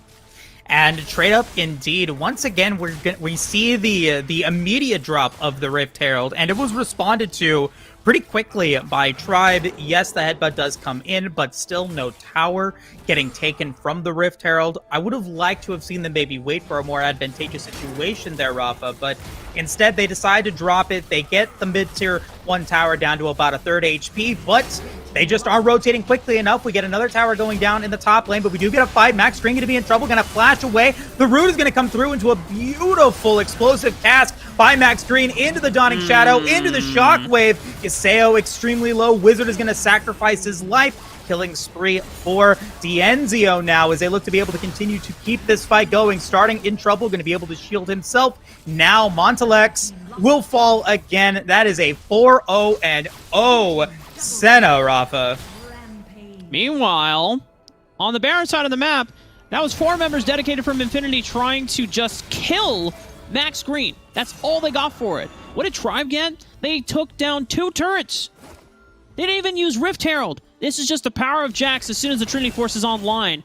Infinity are going to try to catch them out, but they do not have the damage. They don't have the crowd control necessary to keep them from fleeing the scene of the crime. And that inhibitor turret is already at half HP, just under 7 minutes. That is a quadra oof there, Rafa. That is just unfortunate. The tower, the bottom lane, is still alive. It is barely alive, but is still alive. And unfortunately for Infinity now, they're looking to be able to just find out anything. Another Shockwave is going to land on a Genie's going to try to flash and get the kill onto Starting, but Starting's going to have enough shielding to stay alive. Iseo now in trouble, but Chuck is now on the way up against Hunter. Very immobile, will end up falling. That is a double kill for Tigers. You can just see the desperation from Infinity right now. Gene flashing forward, just trying to see if he can get a kill traded back, knowing that he is already in no man's land once he's overextended that far. Unfortunately for him, he's not able to equalize it back. Starting will survive, not even needing the barrier as he already burned it in the prior skirmish as well. Tribe Gaming extend their lead to 7,000 now. And they're looking for maybe even a little bit more. Chuck, everyone is there. We've got a Shockwave ready to go from Starting in just a couple of seconds. They're trying to be able to survive long enough for that. Going to go golden. Max Green is still alive. You're going to see the Shockwave getting used. Does end up picking up the kill onto Gene. And no one falling for Tribe Gaming. Just textbook stuff from Tribe Gaming. And you know, we don't want to be underselling Tribe Gaming's performance right now, and we don't want to be, you know, disregarding Infinity as a team. But when you look at the history of Tribe Gaming and how dominant they were in the North American Summoner Series, and them having a chance to learn from the best teams at Horizon Cup, I mean, this is... And now that they have Dienzio on this roster, and at this point... Just Infinity members are falling one by one. The rest of Tribe don't even look phased. Beautiful. I mean, Tigers just going in, getting the multi-man stun into the body slam from Max Green. You can do that when you're almost 10,000 gold in the lead, post or pre-10 minutes, Rafa. Rift Herald's going to get taken, and that might just spell doom for Infinity here. Chuck's going to just start the dragon because, you know, why not? Let's just have our everything and the kitchen sink and the dessert and everything. Tribe Gaming is just putting in so much work. I don't know what Infinity's win condition is at this point, Rafa. The win condition passed by 5 minutes ago, to be completely honest. Yeah. This was the early game composition that they had to facilitate and orchestrate dives, shutting down most of the scaling components of Tribe's roster. That moment has come and gone because Jax has hit the Trinity Force and the Blade of the Ruin King Power Spike. 2-item Jax means there's no champion in the game that can realistically fight him. And the rest of Tribe can just group up like this. They can continue pushing into these turrets. You have Chuck splitting on one side of the map, and then you have T-Tigers and starting coming up through the Baron lane. And then you have your two-man core, Max Green and D'Enzio pushing through mid lane. So eventually, these turrets are going to start falling. Wizard trying to get anything going will end up falling. Shockwave was going to land for 3. Tigers is extremely low, but he is only there to drop off the Rift Herald at this point, and does get the Rift Herald getting taken care of. Starting, who is just phenomenal on this Orianna, is now trying to go in for a 1v3. We do get the Max Green shield with the Dawning Shadow. That is 2. Montelec says, no way, Jose, and walks away. Meanwhile, the base of Infinity is in shambles, Rafa. 2 inhibitor towers going down, but the fight is still going on. Starting versus Montelex, not stopping just yet. Starting almost as Shockwave, but he doesn't even need it. Oh, my God. Man, that is a 3v1 that Starting just won there. That was just disrespectful, Josh. Come on, man. Why are you gonna do Matalex like that? He had the stutter step in there and everything. He was just playfully walking and stopping every single second. Just like, oh, I might die. It's one of those moments where you're the older brother and you're teasing the younger brother, and they're just trying to chase you around the room, and then you're like, oh no, I'm slowing down. I'm out of breath. Oh, he might catch me, and then you just trip him. And then you just laugh and you just walk away and you get out of sight and you still win the game of tag. And so for Tribe Gaming, they're starting to play with their food a little bit. They're having fun. They're flexing. It's good to be back in North America where they're back on top and they're here to show that they are the kings for a reason.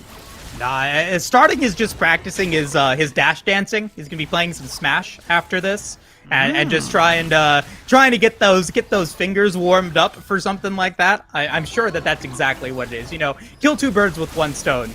Kill everyone and just make it happen. We've got another fight. Explosive Cat's gonna get Wizard out of position. He'll get rooted and he will get destroyed. All inhibitor turrets now gone. Doesn't look like there's much more than Infinity can do as everything just continues to go Tribe Gaming's way. It is a double kill for Starting. Maybe he wants the triple, doesn't get it because the Nexus falls. Tribe Gaming easily take game number 2. Tribe Gaming will move on in our bracket, and that does mean that their opponents for tomorrow's match is going to be Apes Together Strong, which we saw earlier today on the broadcast in their best of 1 against Time to Pick. First of all, shout outs to Apes Together Strong. You guys looked pretty damn cool and pretty damn exciting. I hope you're ready for the whooping of your lifetime tomorrow because, Tribe Gaming, they are not going to be messing around. At least you'll have a best of 3 to be able to get an extended series. Now, if Apes Together Strong comes in tomorrow and they take down Tribe Gaming, I will do something embarrassing to compensate for the lack of faith on Apes Together Strong on Twitter. I'll figure it out. But you know what? Figure it out.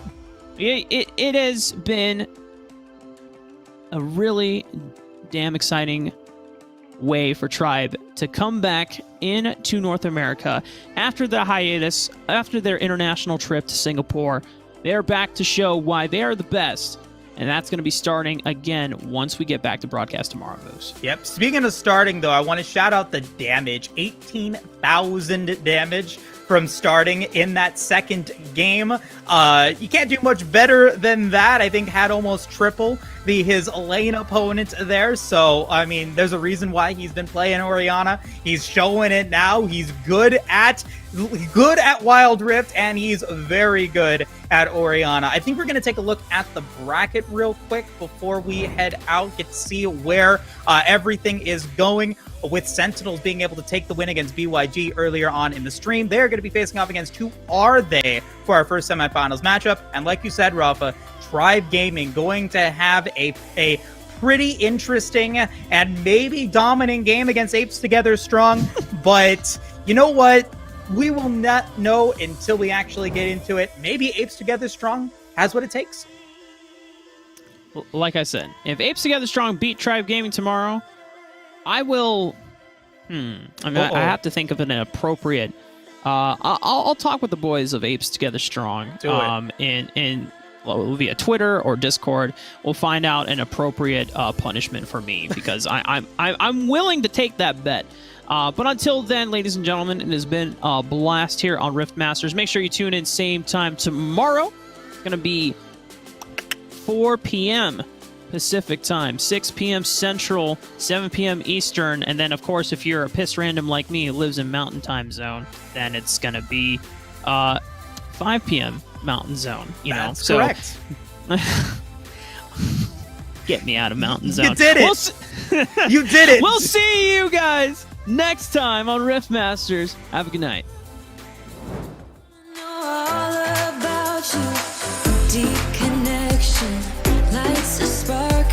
You already know me when we dance in the dark. We're dreamers. We're living.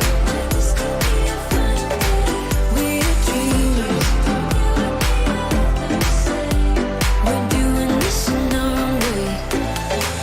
We come alive in the nighttime. It's something about how we dance in the moonlight. That look in your eyes, it tells me that you want me and all my loving. We come alive in the nighttime. You and I, we come alive.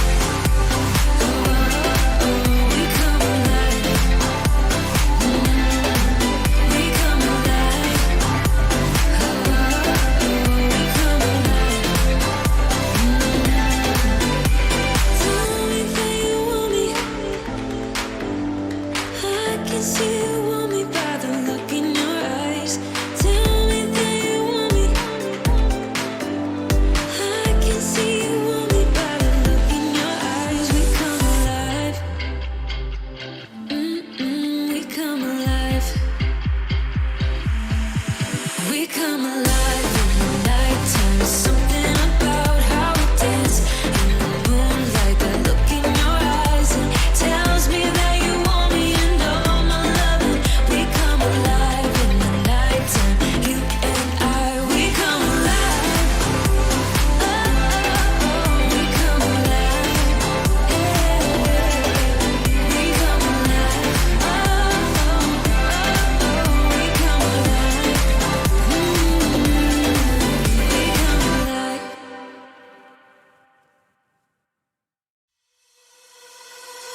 She was in love with a boy, in love with a girl, so in love with the world, so beautiful.